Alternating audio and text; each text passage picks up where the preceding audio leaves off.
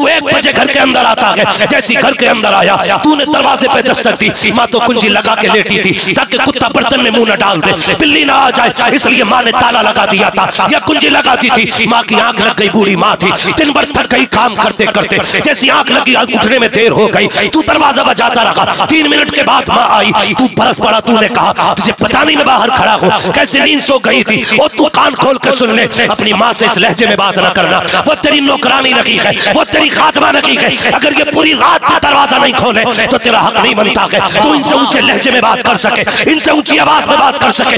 ये माँ बाप होते हैं, तेरे नौकर नहीं होते हैं। फिर भी माँ ने कहा बाप बेटे माफ करना, मेरी आंख लग गई थी, थकी थी दिन भर की, उठ ना सकी। बेटे चल आ खाना खा ले। माँ ने हाथ पकड़ा, तूने माँ का हाथ झटक दिया, नहीं खाना है। ओ पगले तुझे पता है तू तो यारों के साथ चिकन उड़ा के आया है, तूने फिराइयों पे हाथ फेर दिया है। लेकिन इस माँ ने इसलिए नहीं खाया था कि जब बेटा खा लेगा उसके बाद मैं खाऊंगी। तूने गुस्सा माँ की भूख पे उतार दिया, तूने कहा छोड़ मुझे नहीं खाना है। जब तूने झटका दिया माँ आंखों में आंसुओं को संभाल के बैठी रह गई। वो क्या कह पाती तुझसे, क्योंकि बाप करवट में लेटा हुआ था। वो तो ऊंचे लहजे में इसलिए न बोली कहीं बाप तुझसे बिगड़ के बात न करने लग जाए। वो तो वहां भी तुझको बचाती रखी। अचानक बाप के कानों तक आवाज आ गई। उसने गुस्से में कहा क्या तमाशा है, अब तक कहा था तू, तुझे घड़ी नजर नहीं आती। तो तुमने बिगड़ के कहा चुप रहा करो, तुम्हारी आवाज से नफरत हो गई है। ये देखो मेरे हाथ जुड़े हैं, तुम्हें खुदा का वास्ता कभी माँ बाप की आवाज को नफरत का जुमला न देना, कभी कुत्तों की तरह भौंकने वाला न कहना। तुझे क्या पता है जिनको तू कुत्तों की तरह भौंकने वाला कहता है, जिसकी आवाज से तुझे नफरत लग रही है, जा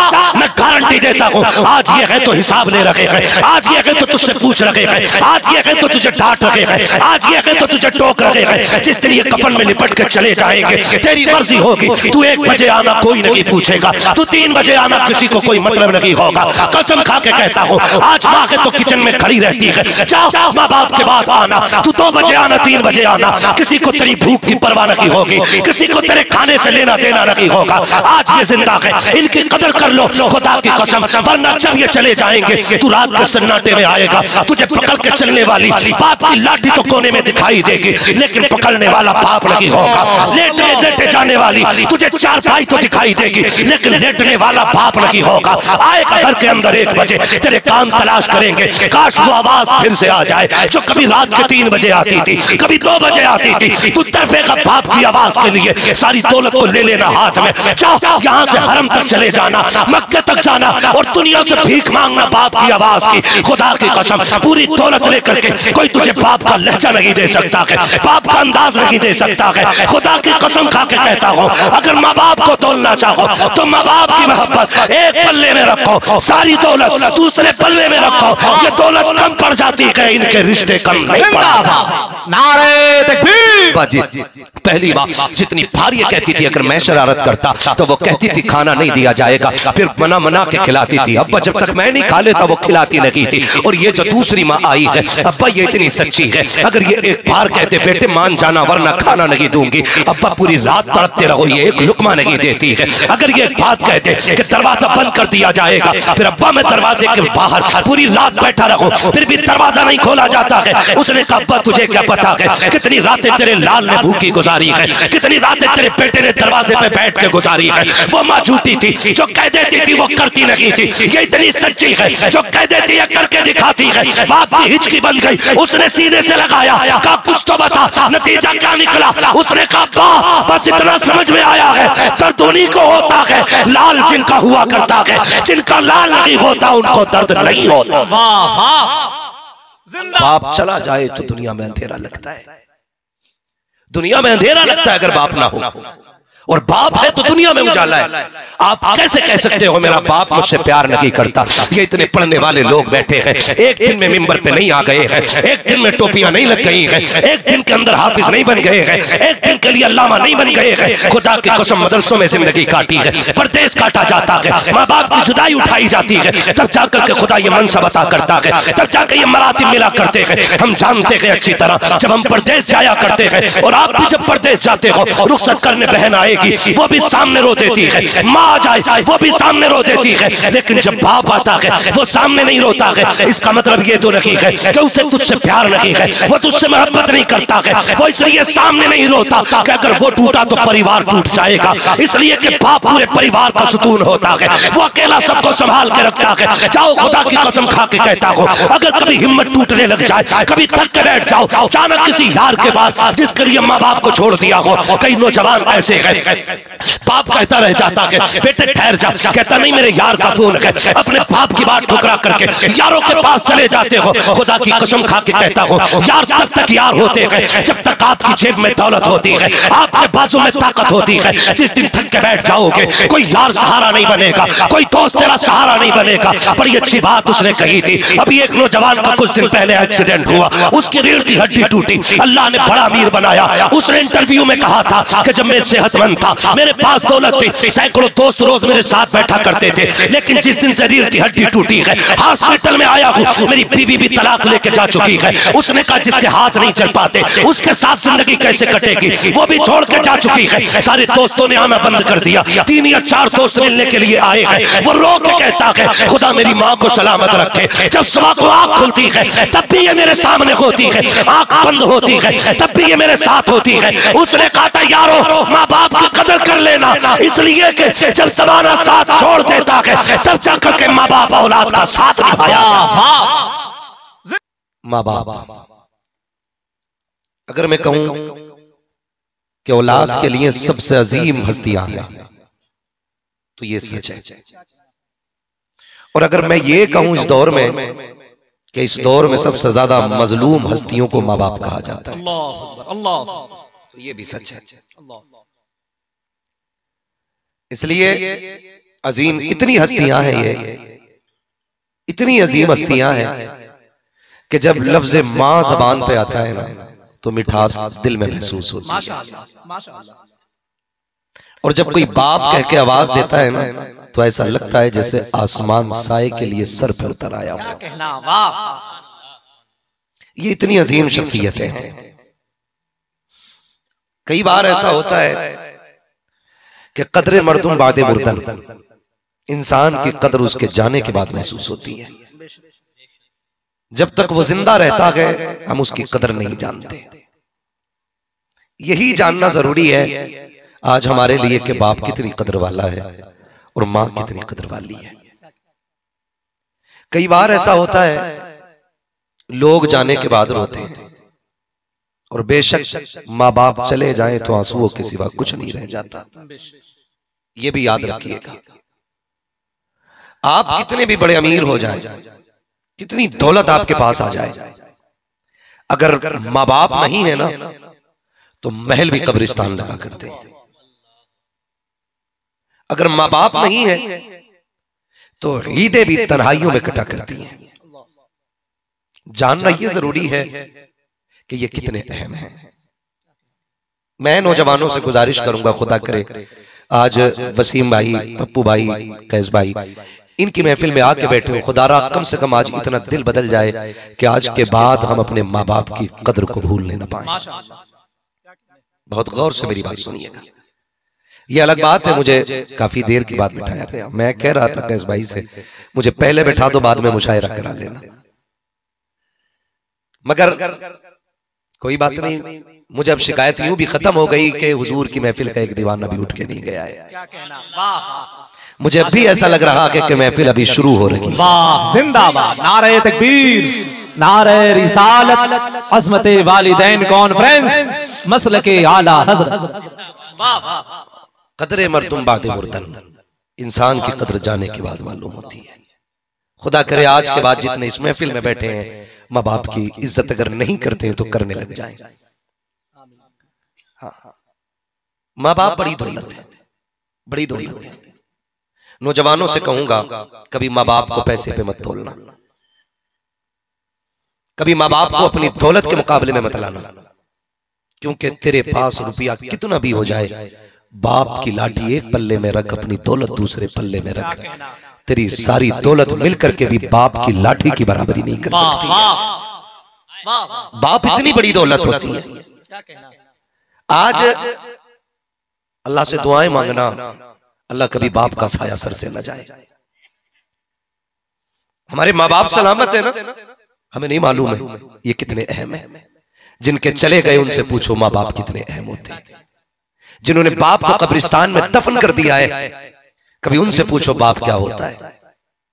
मैं कसम खा के कह सकता हूं, दुनिया मुबारकबादियां देती है हम लोगों को, खासकर ईद के दिन चांद दिखते ही ना फोन आने लगते हैं, मुबारक हो मुबारक हो मुबारक हो। लेकिन कलेजा तब ठंडा होता है जब बाप सीने से लगा के कहता है बेटे ईद मुबारक हो। वो नसीब वाले बेटे हैं जिन्हें मुबारकबाद देने वाले बाप होते हैं, जिन्हें मुबारकबाद देने वाले बाप हुआ करते हैं। अल्लाह से दुआएं मांगा करो, अल्लाह कभी बाप का साया ना उठाना। मौत तो सभी को आनी है, इससे इनकार नहीं, लेकिन उनकी लंबी जिंदगी की भीख मांगा करो अल्लाह से। मेरे नबी क्या कमी थी उनकी गोद में, रब ने कायनात के खजाने रखे थे, 2000 से ज्यादा लक़ब रब ने अता किए, कोई कमी नहीं। लेकिन जब कभी हुजूर के चचा हुजूर के पीछे चलते ना, तो हुजूर बाजू पकड़ के उन्हें करवट में कर लेते। वो कहते चचा मेरे पीछे ना चला करो, जब तुम चलते हो मेरे पीछे तो लगता है मेरे बाप की पीठ हो रही है, क्योंकि लोग बताते हैं तुम्हारा चेहरा मेरे बाप अब्दुल्ला से मिलता है। मैं आपसे कहना चाहता हूं, खुदारा बाप की लंबी उम्र मांगा करो, इनके लिए दुआएं मांगा करो।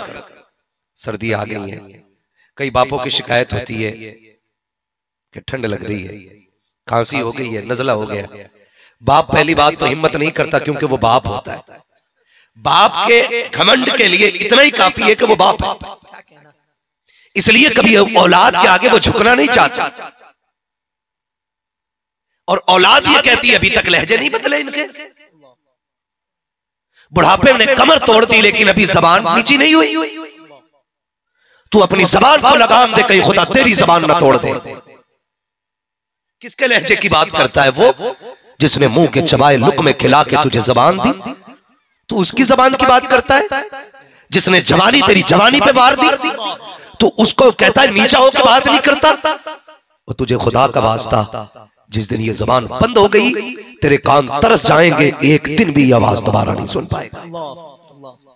आज ये लहजे हैं, इनकी कदर करो। आज ये अंदाज है, इनकी कदर करो। हजरत सुलेमान अलैहिस्सलाम जलीलुल कद्र पैगंबर, आपकी हुकूमत हवाओं पे भी थी, कायनात पे थी, जिन्नात पे थी। आपको कहीं जाना होता हवाई जहाज की जरूरत नहीं, आप तख्त पे बैठते, हवा को हुक्म देते मुझे लेके चल, तो हवा लेके चल देती। ये कमाल हजरत सुलेमान को रब ने अता किया। जहां मन चाहता वहां उड़ के चले जाते हवाओं के कंधे पे बैठ के, और अकेले नहीं जाते थे, आपका लश्कर भी आपके साथ जाता था, क्योंकि हवा मातहत थी। और आप कहते थे लेके चल, तो हवा कंधे पे उठा के लेके जाती थी। यही सुलेमान अलैहिस्सलाम सफर कर रहे हैं, सफर करते करते अर्ज़ मदीना आ गए। आपने हवा को हुक्म दिया नीचे उतार, उतरे नीचे, और आपने अपने जूते तख्त पे उतारे, नंगे पैर तोड़े।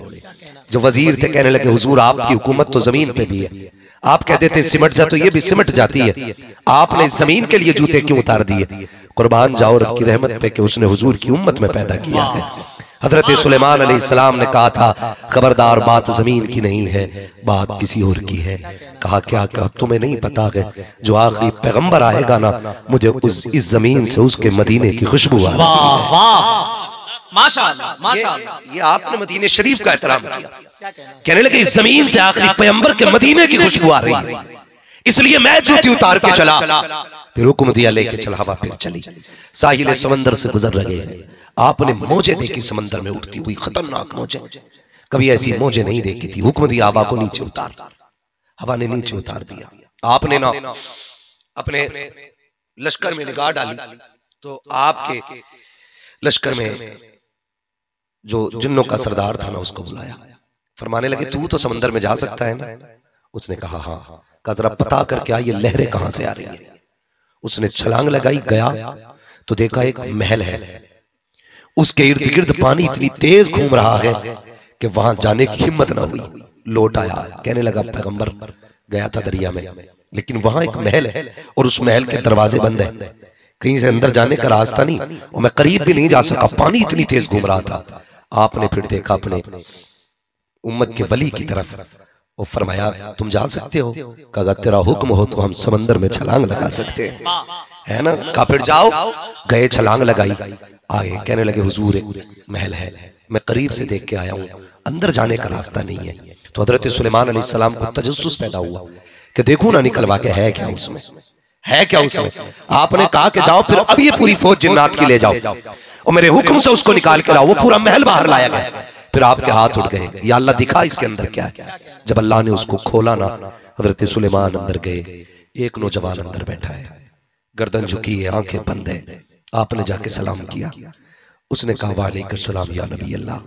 आंखें नहीं खोली, जवाब दे दिया। फरमाने लगे नौजवान तुझे कैसे पता मैं अल्लाह का नबी हूं? तो उसने मुस्कुरा के कहा सुलेमान जिस रब ने तुम्हें मेरा पता बताया है उसी रब ने मुझे तुम्हारा नाम भी बता दिया है। वो चारों तरफ से बंद था। बहुत गौर से सुनिएगा, अल्लाह करे बात सहन में आ जाए। नींद तो नहीं आ रही है ना? नहीं आ रही है ना? जरा कह दे या रसूल अल्लाह। हाँ बस सलामत रहे। कहा के आप फरमाने लगे नौजवान क्या तुझे भूख नहीं लगती? कब से है इसके अंदर बंद? उसने कहा 2000 साल से मैं इसके अंदर बैठा हुआ हूं। कितने साल से? 2000 साल। कितने साल से? 2000 साल से इसके अंदर बैठा हुआ हूं। कहने लगे अच्छा? कहने लगे तू खाता क्या है? उसने कहा जब भूख लगती है ना तो इसी में एक पौधा जमता है, उस पे एक फल निकलता है, मैं उसे खा लेता हूं, भूख मिट जाती है।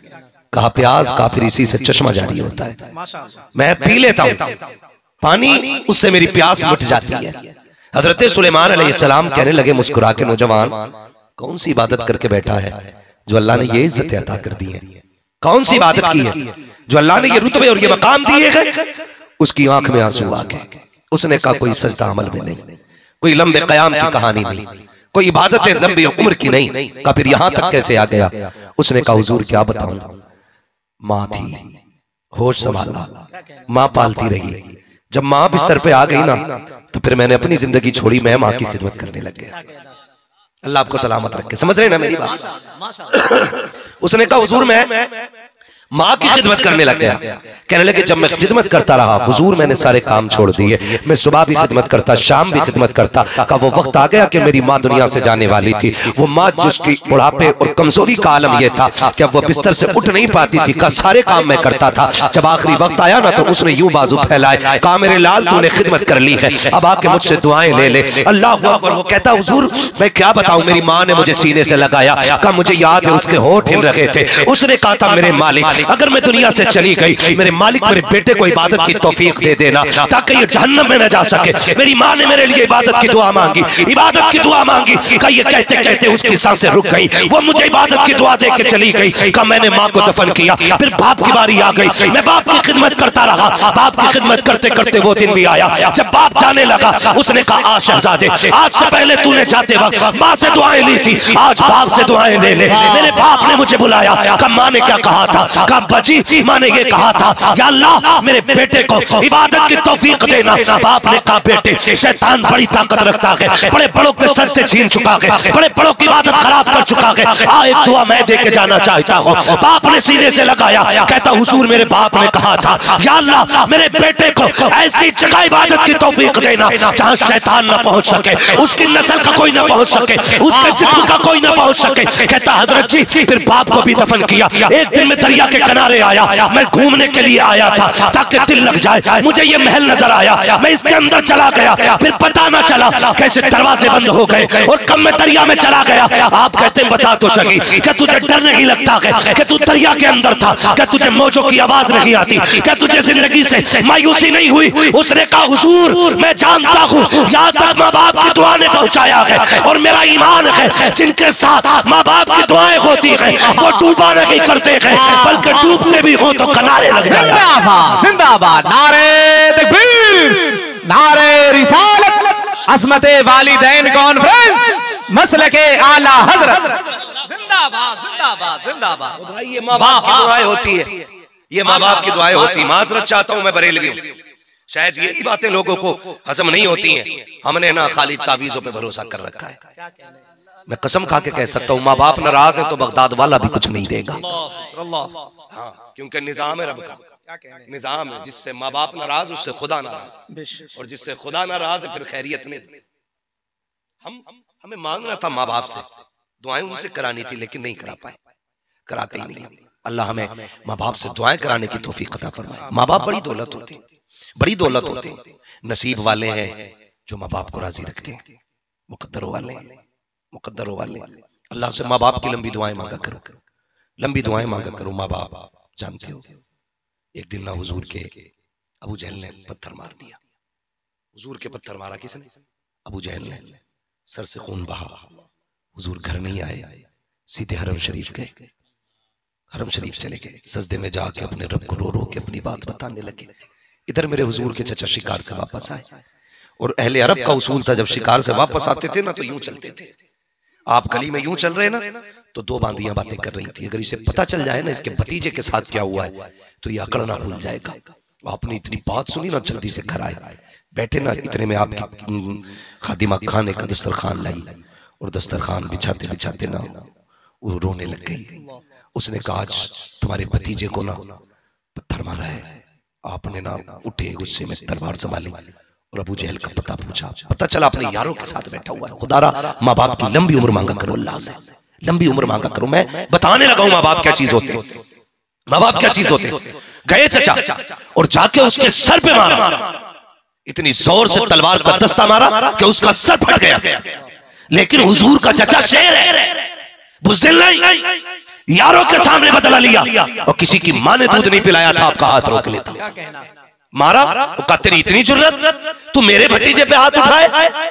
ये कह के जब आए, कहा किसी ने मेरे भतीजे को देखा है, किसी ने कहा हमने हरम की तरफ जाते हुए देखा है। जब चचा आए, मेरा नबी हालत सजदा में है, आंख में आंसू है, अपने रब से अपनी फरियाद कर रहे हैं। चचा ने आके कंधे पे हाथ रखा, भतीजे सर तो उठा, जरा देखो तो सही चोट कैसी है। फिर कहते भतीजे सर तो उठा। तीसरी बार जब कहा है, कंधे को पकड़ के हिलाया, सरकार उठ के खड़े हुए। मुअर्रिखीन ने लिखा है जहां सजदे में सर था वो जमीन आंसुओं से तर हो चुकी है। ओ खुदा का वास्ता, रब से माँ बाप की लंबी जिंदगी मांगा करो। चचा ने उठाया के मुस्तफा को, कहा भतीजे मेरे सीने से लग जा। जैसे कि आपके बाजुओं को पकड़ा, मेरे नबी ने चचा के हाथ हटाए और तारीख साथ जुमला कहा था, कहा जाइए आज मेरा कोई हमदर्द नहीं है, नहीं चाहिए मुझे किसी का प्यार। आका कहते हैं काश अगर आज अब्दुल्ला होते तो किसी में हिम्मत लगी थी जो मेरी तरफ नजर उठा के देख लेता। आज मेरी माँ मीना होती तो आज मैं हरम में बैठ करके तन्हाई में आंसू न बगाता। तारीख गवाह है, मेरे नबी से चचा कह रहे हैं भतीजे आंसू पोंछ ले, मैं तेरा बदला लेके आया हूँ। आका कहते हैं चचा मैं बदले से राजी नहीं होता। कहा फिर कहा मान लीजिए जो मैं कह रहा हूँ। फिर चचा ने कलमा पढ़ाया, कहा भतीजे जिसमें तेरी रजा है उसमें मेरी रजा। जिंदाबाद जिंदाबाद जिंदाबाद। से माँ बाप की लंबी उम्र मांगा करो। माशाअल्लाह, ये मेरा नबी है। कहते हैं अगर माँ होती तो यहाँ बैठ के रोना न पड़ता। और खुदा की कसम, मुकद्दरों वाले हैं आंसू पोंछने वाली जिनके पास माँ होती है, वरना रोना भी खुद है और आंसू भी खुद साफ करने हैं। ये एक माँ ही तो होती है जो किसी पे भरोसा नहीं करती।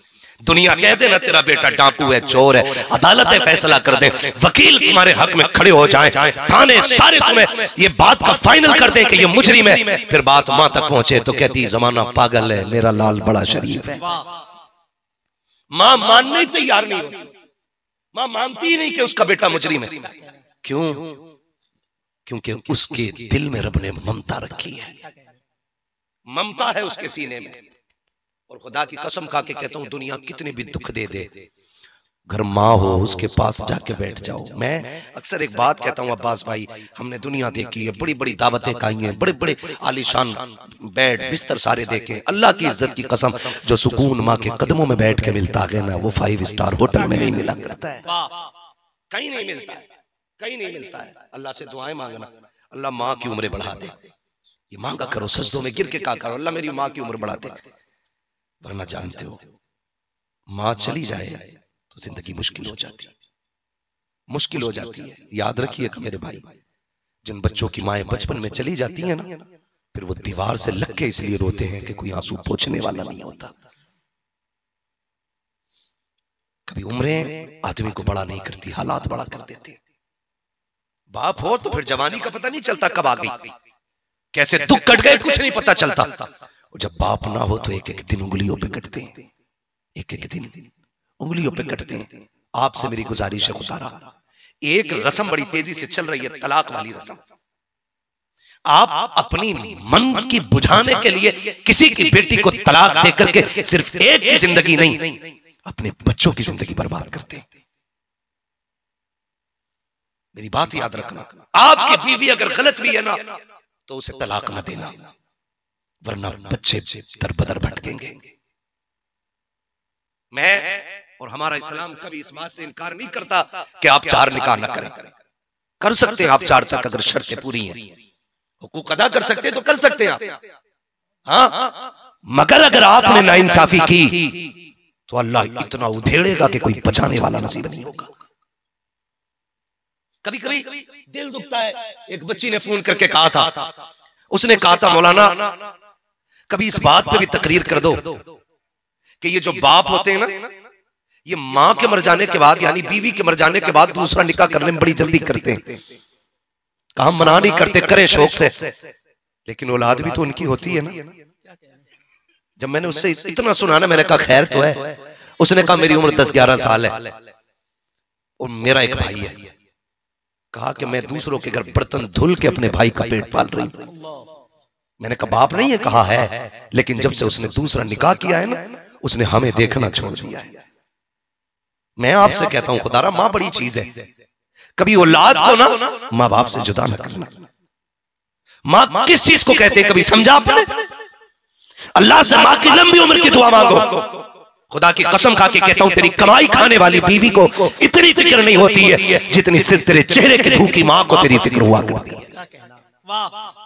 आप दुबई जाइए, कोयत जाइए, आपकी बीवी चादर ओढ़ के सो जाएगी, लेकिन आप शहर से आने में देर कर दीजिए, मां बार बार उठा के शोर से कहती देखो अभी गुड्डू नहीं आया है, अभी पप्पू नहीं आया है, जाके तलाश करो ना, कहां रह गया। बार बार उठा के भेजती है। और तुम्हें खुदा का वास्ता इसकी जिंदगी की लंबी भीख मांगा करो। लंबी जिंदगी की भी एक आर्टिकल छपा था, लिखा था किसी ने, बड़ी अजीब बात लिखी थी। का एक शख्स की बीवी का इंतकाल हुआ, अल्लाह ने उसे एक बेटा दिया था, इंतकाल हो गया, कुछ दिन के बाद उसने निकाह कर लिया दूसरी औरत से। तो जो है सारे लोगों को नींद तो नहीं लग रही है ना अभी। उसने दूसरी औरत से निकाह कर लिया। जब दूसरी औरत से उसने निकाह किया ना, तो वक्त गुजरता गया। एक दिन उसने अपने बेटे को बिठाया, ख्याल आया कुछ, वो बैठा के कहने लगा बेटे एक बात बताएगा? कहा हाँ। कहा बेटे एक बात बता, तेरी पहली वाली मां सच्ची थी या दूसरी वाली मां सच्ची है? बच्चे ने एक बात कही, अब्बा पहली वाली मां झूठी थी, ये दूसरी वाली मां बहुत सच्ची है। समझ गए ना जवाब बच्चे का? उसने कहा पहली वाली मां झूठी थी, ये दूसरी वाली सच्ची है। तो बाप को ताज्जुब हुआ, भाई जिसका दूध पी के पला, जिसकी गोद में खेला, जिसने उंगली पकड़ के चलना सिखाया, उसका ऐप बयान कर रहा है, और जो ये 4 दिन जिसे आए हुए हैं उसे सच्चा कह रहा है। वो बैठ गया। उसने कहा बेटे बैठ, बताना ये तूने क्यों कहा? अब बच्चे का जवाब सुनो। खुदा आपके बच्चों की लंबी उम्र कर दे और उनकी माओं को सलामत रखे। बड़ी बात बच्चे ने कही। उसने कहा अब्बा बात यह है कि पहली वाली जो मां थी ना, मैं अगर देर से आता ना तो वो गुस्से में कहती खाना नहीं दूंगी, का फिर मैं रूठ जाता, वो मुझे मना के कहती आप अगले खा ले। मैं कहता तू नहीं तो मना किया था, का वो तो गुस्सा था। कभी बाहर चला जाता और वो आवाज देती रह जाती, तो मैं भाग जाता, तो वो कहती थी दरवाजा बंद कर रही हूं। ये माओ की आदत होती, दरवाजा बंद कर रही हूं, अब खोला नहीं जाएगा, जा तो रहा है। का फिर मैं भाग जाता। का जो मुझे देर हो जाती ना, वो रात में दुपट्टा सर पे रख के गली में निकल जाती, फिर कहती किसी ने मेरा चांद देखा हो तो बताओ, किसी ने मेरा बाबू देखा हो तो बताओ, किसी ने मेरा लाल देखा हो तो बताओ। उसने कहा जनाब बात क्या बताऊं अब्बा जी, पहली बार जितनी भारी कहती थी अगर मैं शरारत करता तो वो कहती थी खाना नहीं दिया जाएगा, फिर मना के खिलाती थी। अब्बा जब तक मैं नहीं खा लेता वो खिलाती नहीं थी। और ये जो दूसरी माँ आई है अब्बा, ये इतनी सच्ची है, अगर ये एक बार कहते बेटे मान जाना वरना खाना नहीं दूंगी, अब्बा पूरी रात तड़पते रहो, ये एक लुकमा नहीं देती है। अगर ये बात कहते कि दरवाजा बंद कर दिया जाएगा, फिर अब्बा मैं दरवाजे के बाहर पूरी रात बैठा रहूं, फिर भी दरवाजा नहीं खोला जाता है। उसने कहा अब्बा तुझे क्या पता है कितनी रातें तेरे लाल ने भूखी गुजारी है, कितनी रातें तेरे बेटे ने दरवाजे पे बैठ के गुजारी है। वो माँ झूठी थी, जो कह देती थी वो करती नहीं थी, ये इतनी सच्ची है, जो कह देती है करके दिखाती है। बात की हिचकी बन गई, उसने सीने से लगाया, कहा कुछ तो बता, नतीजा क्या निकला? उसने कहा बस इतना समझ में आया है, दर्द उन्हीं को होता है लाल जिनका हुआ करता है, जिनका लाल नहीं होता उनको दर्द नहीं होता। वाह वाह, जिंदाबाद जिंदाबाद जिंदाबाद। अल्लाह से माँ की लंबी उम्र की भीख मांगना, इसलिए कि ये चली गई तो दुख बांटने वाला चला जाएगा। खुदारा इनकी इज्जत करना, इनकी कदर करना। अल्लाह ने क्या नहीं दिया जिन्हें माँ बाप दे दिए। वो छप्पर में भी महलों से ज्यादा मजे लेते हैं, और माँ बाप चले जाएं तो फिर महलों में भी दिल नहीं लगता है। मेरे एक दोस्त हैं, तकरीबन सारे लोग जानते होंगे, लगभग सभी को पता है, और नाम लूं तो कहीं तकलीफ ना हो जाए, लेकिन मैं बता दूं। एक दिन मैं उनसे मिलने के लिए गया तो वो अपने एक मकान में ले गए। नया मकान उन्होंने खरीदा था, नया मकान खरीदा और लेके गए ना, कदम रखते रखते रोने लग गए। मैंने कहा रो क्यों रहे हो यार, खुशी का दिन है, अल्लाह ने नया मकान दिया है, शहर में मकान है आपका, शहर में। तो उन्होंने कहा बात आज कुछ याद आ गई। मैंने कहा क्या? वो कहने लगे एक दिन मैं इमामत करने जब यहाँ आया था ना, तो घर के हालात खस्ता थे, मैं 2 महीने किराए की वजह से नहीं जा सका। कहते मैं तो रुक गया, मेरे माँ बाप नहीं रुक पाए। कहा कि वो बस के जरिए मुझसे मिलने के लिए 150 किलोमीटर दूर आ गए, 150 किलोमीटर दूर मुझसे मिलने आए। कहते जब वो आए थे ना तो मैं मस्जिद में रहता था, मेरे माँ बाप का दिल था कि अपने बेटे के साथ 3 दिन गुजार ले। रो के कहने लगे कल माँ बाप थे, घर नहीं था। कहते मैं फिर उनको बहला के बातें बना के बस में बैठाया, मगर मैं रोता हुआ लौट आया। कहते हैं आज घर है, माँ बाप नहीं। काश आज बाप होता, माँ होती, मैं आज उन्हें अपने साथ रखता, वो कितने राजी होते। मेरे अजीज आज माँ बाप हैं तो जो है लौटाओ, कल पैसा होगा ये नहीं होंगे तो फिर आपको पैसा भी अच्छा नहीं लगेगा। दौलत ये सब काटने दौड़ती है, अगर माँ बाप ना हो। माँ बाप बहुत बड़ी दौलत है, इसकी कोई कीमत अदा नहीं कर सकता। कभी कभी कह देते नहीं नहीं अब्बा प्यार करता, अम्मा प्यार नहीं करती। गलत कहते, गलत कहते हो। क्यों कह रहे? कहा मैंने माँ को रोते देखा, कभी बाप को अपने लिए रोते नहीं देखा। मैंने कहा नादान, बाप बाप होता है, बाप बाप होता है। लोग कहते हैं माँ की दुआ ठंडी हवा, क्यों? क्योंकि माँ चांद की तरह होती है और बाप सूरज की तरह होता है। माँ किसकी तरह होती और बाप? चांद ठंडा होता है कि गर्म? बोले चांद और सूरज गर्म होता है ना, तो चांद की आदत है ठंडा रखना और सूरज की आदत है गर्म रखना। बाप सूरज होता है, इसी वजह से मिजाज में गर्म होता है। लेकिन आप जानते हो अगर सूरज निकलना बंद कर दे तो दुनिया का हाल क्या होगा? जब सूरज छुप जाता है जमाने में अंधेरा हो जाता है, ठीक बाप की तरह। और बाप सूरज की तरह, बाप चला जाए तो दुनिया में अंधेरा लगता है, दुनिया में अंधेरा लगता है अगर बाप ना हो। और बाप है तो दुनिया में उजाला है।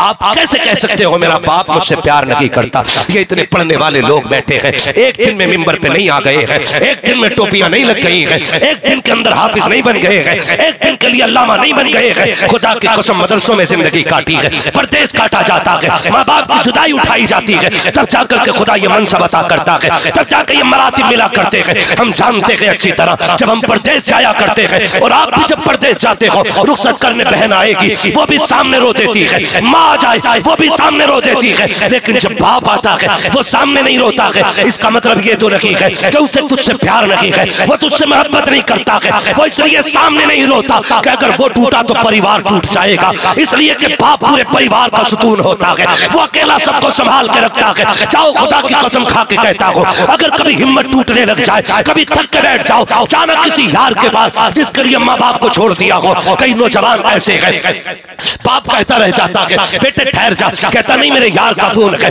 अपने बाप की बात ठुकरा करके यारों के पास चले जाते हो। खुदा की कसम खा के कहता हूँ यार तब तक यार होते हैं जब तक आपकी जेब में दौलत होती है, आपके बाजू में। जिसने तेरी छोटी हड्डियों को बड़ी हड्डियों में बदल डाला, जिसने कमजोर वजूद को मजबूत दरख्त बना दिया, क्या उसके नाम की आज इतनी भी नहीं रह गई थी कि तू 2-4 हजार खर्च कर लेता? 2-4 हजार खर्च कर लेता। आदतें हो गई हैं लोगों की, सोचते ना कम ना हो जाए। मैं कहता हूँ खुदा की कसम मेरी गारंटी, आज भी जिनकी दुआ कबूल ना होती हो, माँ बाप हो तो उनके कदमों में बैठे, और माँ बाप ना हो तो उनकी कब्र पे जाए, और उनकी कब्र पे जाके कहे अब्बा दुख में आ गया है तेरा बेटा, दुआ कर दे, मेरा ईमान कहता है तू पलट के जब आएगा ना माँ बाप के हाथ उठ जाएंगे, कहेंगे अल्लाह ये जिंदगी में खाली नहीं जाता था, अब भी खाली ना भेज। तो खुदा इतना करीम है, कहता फरिश्तों जो ये कहती है फौरन कर दो। मालिक इतनी जल्दी कहा? हाँ। कहा फिर क्यों? कहा ताकि दुनिया जान ले मैं 70 माओं से ज्यादा प्यार करता हूं बंदे से, 70 माओं से ज्यादा। काम ना बनता हो तो बैठो जाके माँ बाप की कब्र के पास, लेकिन आज तो काम ने हमें इतना मसरूफ कर दिया कि अपनों की कब्रों तक के निशानी याद नहीं, कब्रों तक के निशानी याद नहीं। पूछ रहा खड़े हो क्या, कक्का मेरे अब्बा दफन किधर हुए थे? मुझे ऐसा याद है इधर कोने में जनाजा हुआ था। कहा नहीं नहीं, तेरे अब्बा को तो उधर रखा गया था। ये कंडीशन हमारी है।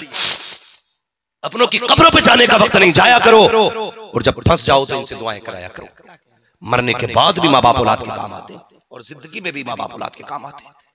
माँ बाप बड़ी दौलत होती है, बहुत बड़ी दौलत। मैं कई बार समझाता हूँ नौजवानों को, हम घर में आते हैं, हम कितने भी बड़े हो, यूं समझे हम लोग घूम रहे हिंदुस्तान भर, है ना, इतने बड़े हो गए हम लोग कि हमने गलियां छान डाली। रुतबे के हिसाब से नहीं, चलने फिरने के हिसाब से कर रहा हूं बात, कि गलियां हमने छान डाली हैं। लेकिन आज भी जब घर से चलते हैं ना तो माँ बाप हमारे कहते हैं रास्ते में अपने हाथ से चलना बेटे, अपने हाथ को चलना है। आज भी वो बताते हैं अपने हाथ को चलना, फिर भी हम अनजान होके कहते हैं अपना हाथ कौन सा होता है? कहते हैं बाएं हाथ को चला करो, वो तुम्हारा हाथ होता है। फिर कहते हैं बेटे रास्ते में किसी की दी हुई चीज नहीं खाते। आज भी वो ये बातें करते हैं। इतनी फिक्र कौन करेगा तुम्हारी यार, कौन करेगा? आज तुम 1 बजे आ रहे हो यारों की महफिल से, माँ ने दस्तरखान बिछाया, बैठे थे, घंटी बज गई। जैसी घंटी बजी दौड़ लगा दी, माँ का रुक जा बेटे खाना खा जा। बड़े बूढ़ों के उसूल होते, कहते बेटे दस्तरखान पे खाना छोड़ के, ये बात कहते हैं कि नहीं बड़े बूढ़े हमारे, खाना छोड़ के दस्तरखान पे नहीं जाते। बोल सकते तो बोले भाई, ताकि मुझे लगे आप समझ रहे हैं। वाह, खाना छोड़ के दस्तरखान पे नहीं जाते। बड़े बूढ़े आज भी ये कहते हैं। घंटी बज गई, हमने दौड़ लगा दी, माँ कहती रह गई लल्ला बेटे खाना खा के चला जा। कहा ना मेरा दोस्त बुला रहा, अभी आ रहा हूँ। ये कह के हम निकल गए, दोस्त बाहर खड़ा था, हम बैठे बाइक पे चले गए। बात क्या है? कहा यार जी कर रहा था आज फ्राई खानी है, आज चिकन चंगेजी खाना है, आज ये खाना वो खाना है। तुम माँ का दस्तरखान भूल गए, बैठे बाइक पे होटल में गए, 1 बजे तक गप्पे शप्पे लड़ाते रहे, यारों के साथ तुमने रात काट दी। तुम्हें पता है कि तुम जिस माँ से ये कह के आए हो ना कि अभी आ रहा हो, वो तेरी तरह लापरवाह नहीं है। जब से तूने कहा था अभी आ रहा हो, अभी तक उसकी निगाहें दरवाजे पे जमी है, वो अब भी मुड़ मुड़ के दरवाजे पे देख रही है। अगर कुत्ता भी चौखट पे आ जाता है, उसे लगता मेरा बेटा आ गया है, वो फिर कमरे से निकल के देखती है, शायद कि बेटा आ गया होगा, लेकिन फिर मायूस पलटती है। तू 1 बजे घर के अंदर आता है, जैसी घर के अंदर आया तूने दरवाजे पे दस्तक दी, माँ तो कुंजी लगा के लेटी थी ताकि कुत्ता बर्तन में मुंह न डाल दे, बिल्ली ना आ जाए, इसलिए माँ ने ताला लगा दिया था या कुंजी लगा दी थी। माँ की आंख लग गई, बूढ़ी माँ थी, दिन भर थक गई काम करते करते, जैसी आंख लगी उठने में देर हो गई, तू दरवाजा बजाता रहा। 3 मिनट के बाद माँ आई, तू बरस पड़ा, तूने कहा तुझे पता नहीं मैं बाहर खड़ा हूँ, कैसे नींद सो गई थी। और तू कान खोल कर सुन ले, अपनी माँ से इस लहजे में बात न करना, वो तेरी नौकरानी नहीं है, वो तेरी खातमा नहीं है। अगर ये पूरी रात में दरवाजा नहीं खोले तो तेरा हक नहीं बनता है तू इनसे ऊंचे लहजे में बात कर सके, इनसे ऊंची आवाज में बात कर सके।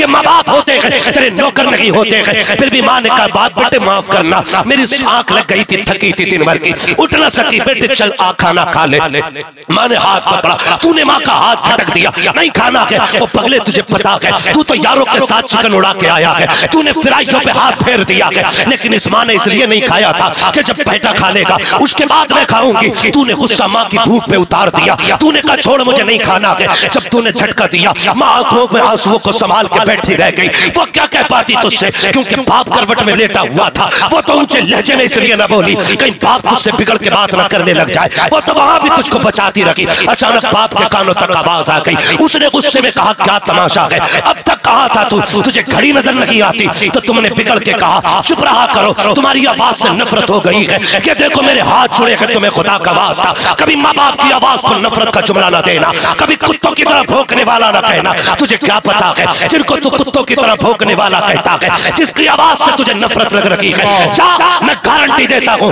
आज ये है तो हिसाब ले रखे हैं, आज ये है तो तुझसे पूछ रखे हैं, आज ये है तो तुझे डांट रखे हैं, आज ये है तो तुझे टोक रखे हैं। जिस दिन ये कफन में लिपट के चले जाएंगे तेरी मर्जी होगी, तू 1 बजे आना कोई नहीं पूछेगा, तू 3 बजे आना किसी को कोई मतलब नहीं होगा। कसम खा के कहता हूँ आज माँ के तो किचन में खड़ी रहती है, जाओ माँ बाप के बाद आना, तू 2 बजे आना 3 बजे आना, किसी को तेरी भूख की परवाह नहीं होगी, किसी को तेरे खाने से लेना देना नहीं होगा।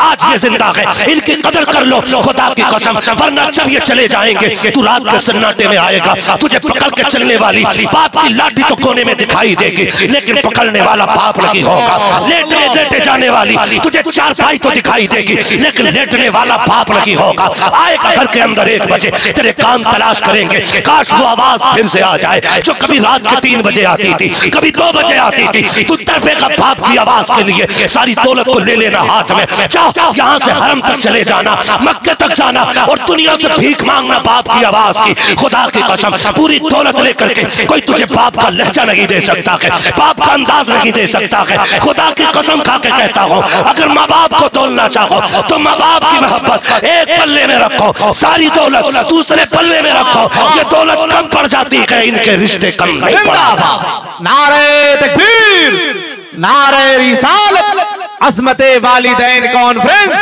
मसलके आला हज़रत। वाह वाह, करेंगे इज्जत माँ बाप की इंशाअल्लाह, करेंगे इंशाअल्लाह।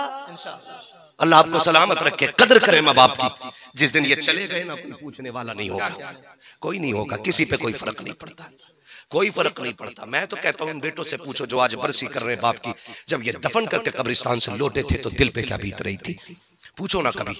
आज है तो कदर कर लो। मैं सच्ची बताऊं, कभी कभी हम लोग अक्सर 1 वक्त का खाना तो लगभग शहबाज भाई होटल में ही खाते, 1 वक्त का रोज भाई खाना कम से कम अब्बास भाई होटल में ही नसीब होता, क्योंकि दिन भर सफर करना रहता है। तो 1 आध बार तो होटल में अगर खाने भी नहीं रुकेंगे तो चाय पीने हम लोग जरूर रुकते हैं। जब रुकते ना और टेबल पे जाके बैठो ना, छोटा सा कोई भी बच्चा आके जब टेबल पे कपड़ा मारता है ना तो फौरन दिमाग जाता या तो यतीम है या फिर मजलूम है, 2 ही तरफ दिमाग जाता है, या तो यतीम है या मजलूम है। एक दिन तो रोना आ गया, बैठे ना मुरादाबादी की बात थी, तो बच्चा कपड़ा मारने के लिए आया ना, मैंने कहा बेटे तूने भी कुछ खाया कि नहीं सुबह से? उसने कहा जी अभी मैंने कुछ नहीं खाया, दोपहर का वक्त, 2 बजे का वक्त था। मैंने कहा बेटे क्यों यहाँ पे काम कर रहे हो तुम? सुनो नौजवानों, अल्लाह में हिदायत दे। उसने कहा था मेरा बाप जेल में है। मैंने कहा क्या हो गया था? वो 7-8 साल का बच्चा कहता मेरे बाप को गाय के झूठे केस में लोगों ने फंसा दिया। तुम नहीं जानते हो, दुश्मनी निकालते निकालते तुम इतने गिर गए, तुमने जिंदों को यतीमों की तरह लाके कर दिया है। तुम नहीं जानते ये दर्द कितना बड़ा होता है, ये दर्द बहुत बड़ा होता है। खुदा की कसम किसी की आह ना लेना, वरना शफाअत कोई कराने वाला नसीब नहीं होगा। मेरे हुजूर ने फरमाया कयामत के दिन में कमजोरों की तरफ खड़ा होऊंगा, मजलूमों की तरफ कयामत में खड़ा होऊंगा, जालिमों से मेरा कोई रिश्ता नहीं होगा। और याद रखिएगा खुदाई भी उधर होगी जिधर मुस्तफा होंगे, उधर खुदाई होगी जिधर मुस्तफा होंगे, फैसला उधर ही जाएगा रब का जिधर उसका महबूब खड़ा होगा। हाँ, दुआएं मांगा करो अल्लाह उस सफ में से बना जिसमें तेरा महबूब खड़ा हो, हमें उसमें ना बनाना कि जिसके खिलाफ तेरा महबूब खड़ा हो। उसने जब कही ना बात तो रोना आ गया, रोना आ गया। मैंने कहा तुम्हें कितना पैसा मिलता है? उसने कहा शाम तक बर्तन धोता हूं, मुझे 50 रुपए मिलते हैं। क्या हो गया हमें यार? सोचो, कभी हिसाब लो अपने आप से भी। डॉक्टर इकबाल ने कहा था यूं तो सैयद भी हो, मिर्जा भी हो, अफगान भी हो, तुम सभी कुछ हो, बताओ कि मुसलमान भी हो। हम मजबूरियों का इतना बड़ा फायदा उठाते। बच्चा था, काम तो पूरा कर रहा था, हम 50 रुपए उसको दे रहे। मैंने कहा इसमें करते क्या हो? बड़ी बात वो कर गया। बच्चा 7-8 साल का था, जिम्मेदारी 70 साल की निभा गया। उसने कहा मुझसे बड़ी एक बहन है, वो बीमार है, उसकी दवा भी आती है, जो बच जाता है उससे हम आटा खरीद लेते। बहुत बड़ी बात कर गया वो यार। बड़ी दौलत होती है माँ बाप, बड़ी दौलत। कभी पूछना जिसके हाथ 10 साल की उम्र में पाना चाबी से काले हो गए ना, उससे पूछ क्यों तेरे हाथ क्या उम्र पढ़ने की नहीं? वो भी कहेगा जब से बाप कब्रिस्तान गया हमने बस्ते फेंक दिए, हमारी कमाई से हमारा घर चलता है, हमारी कमाई से हमारे बहन भाइयों का गुजारा होता है। ओ भाई, माँ बाप है तो जेब पे भी कलम है, माँ बाप है तो कंधे पे स्टार भी लगेंगे, माँ बाप है तो दुनिया सैल्यूट करेगी तुम्हें। अगर ये नहीं होते ना तो कोई कहता है टेबल साफ कर, एक गिलास उठाए, प्याले उठा, ये क्यों आते हैं? जिसके सर पे बाप का साया नहीं होता ना, फिर वो जिंदगी इतनी मजबूत हो जाती है। मांगना अल्लाह से माँ बाप की लंबी दुआएं, दुआ करा करो खुदा यतीम ना करे। किसी को बड़ा दुख होता है, बहुत दुख होता है। महबूब अलैहिस्सलाम ने फरमाया, जो किसी यतीम के सर पे हाथ रख दे, जितने बाल हाथ के नीचे आ जाते हैं अल्लाह उतनी नेकी अता फरमा दिया करता है। ये हमारा इस्लाम है, ये हमारा इस्लाम है। लेकिन माफ कीजिएगा, आज तो हमने इस्लाम की तस्वीर बदलने की कोशिश कर दी। हरकतें इतनी घटिया हो गई कि हम इतने खराब हो गए। लोग कहते हैं कि साहब मेरे चचा ने हमारी हांडी में जहर डाल दिया था। क्यों? ताकि भतीजे यतीम है, ये मर जाए और जायदाद भाई की भी हमें मिल जाए।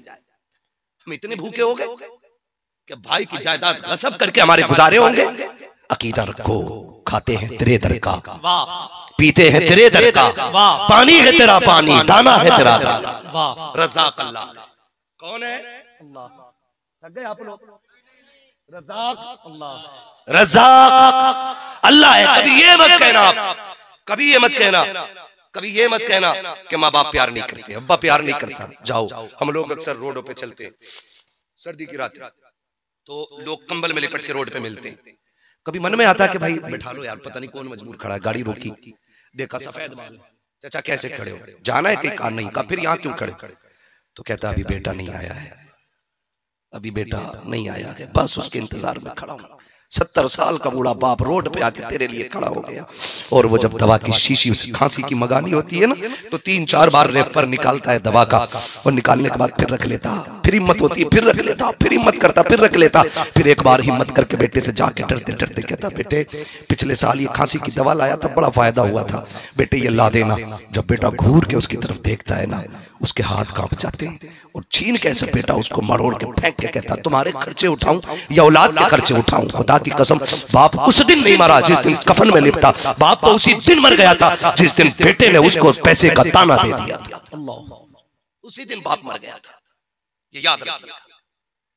बाप उस दिन नहीं मरा जिस दिन उसके जनाजे का ऐलान हुआ, उस दिन नहीं मरा जिस दिन उसको कफन पहनाया गया, ये तो उस दिन मर गया था जिस दिन बेटे ने धक्का दे के कहा था तेरे खर्चे नहीं उठते। कभी ऐसा मत करना, कभी ऐसा मत करना। लोग कहते हैं कि कोलेस्ट्रॉल बढ़ रहा है, इसलिए हार्ट अटैक से 40 साल में बंदा मर जा रहा है। लोग तेल खा रहे हैं इसलिए मर जा रहे हैं। अगर आप चिकनाई की बात करें तो बकरों में चिकनाई कितनी होती है? मटन है? आज क्या करे, बोटी 2 बोटी मिल जाए तो बड़ी बात है। पहले के लोग आधा बकरा खा जाते थे, लेकिन हार्ट अटैक नहीं होता था। आपसे किसने कह दिया कि कोलेस्ट्रॉल की वजह से हार्ट अटैक हुआ? कभी गौर किया इस बात पर? खुदा की कसम, जब बाप दवा का पर्चा लाता है और बेटा फाड़ के फेंक देता है तो पूरे बदन का खून जितना होता है 5 सेकंड के लिए सारा एक जगह रुक जाता है, सुन्न हो जाता है बाप का बदन। ये सोच में लग जाता है आखिर इसको रब ने जिंदा क्यों रखा था? क्या ये मेरा बेटा है? मैंने इसके लिए क्या क्या ना किया? मैंने लोगों के ताने सुने ताकि इसकी ड्रेस आ जाए, मैंने ओवर टाइम ड्यूटियां की ताकि इसके शौक पूरे कर सकूं, मैंने चौक में जाके मजदूरियां की ताकि इसकी ड्रेस आ सके। ये दिन के लिए मैंने इसे पढ़ाया था, आज ये कहता है तेरे लिए खर्चा नहीं है। ये सोचते सोचते जब ये सोच खत्म होती है तब खून का दौरान चालू होता है, फिर दौड़ता है खून। तो खून का एक कतरा जो यहाँ से चलना शुरू हुआ था वो जम के जमा रह गया, उसकी गांठ बन गई। वो चलते चलते सरकते सरकते जैसे दिल तक पहुंचा गए और जाकर उसने दिल की नस को लॉक किया गया। लोग कहते हैं कि इसको तेल ने मारा, हार्ट अटैक ने मारा। मैं कहता हूं नहीं, इसको हार्ट अटैक ने नहीं मारा, इसको कोलेस्ट्रॉल ने नहीं मारा, इसको बेटे के ताने ने मार दिया है। आज मैं कसम खा के कहता हूँ, गारंटी है मेरी, बाप बिस्तर पे पड़ा हो, जाके कोई भी फल लेके चला जा, कोई भी ताकत एनर्जी के कैप्सूल और सिरप लेके चला जा, किसी में वो ताकत नहीं मिलेगी। खुदा तौफीक दे, जा बाप को सीने से जाके लगा दे, जो ताकत तेरे सीने से मिलेगी वो किसी दवा से नहीं मिलेगी। वाह वाह, जिंदाबाद। वो तरस गया तेरे सीने को, वो रोते रोते चला गया, लेकिन तूने यारों से गले मिले लेकिन कभी बाप से नहीं मिला। मिल लिया करो इनसे, मिल लिया करो। दौलत कोई बड़ी चीज नहीं, और ये दायमी भी नहीं है, ये दायमी भी नहीं है। आज मेरे घर है, कल आपके घर है, परसों आपके घर है, ये रुकनी नहीं है। हालात बदलते रहते हैं, इतराने की जरूरत नहीं है।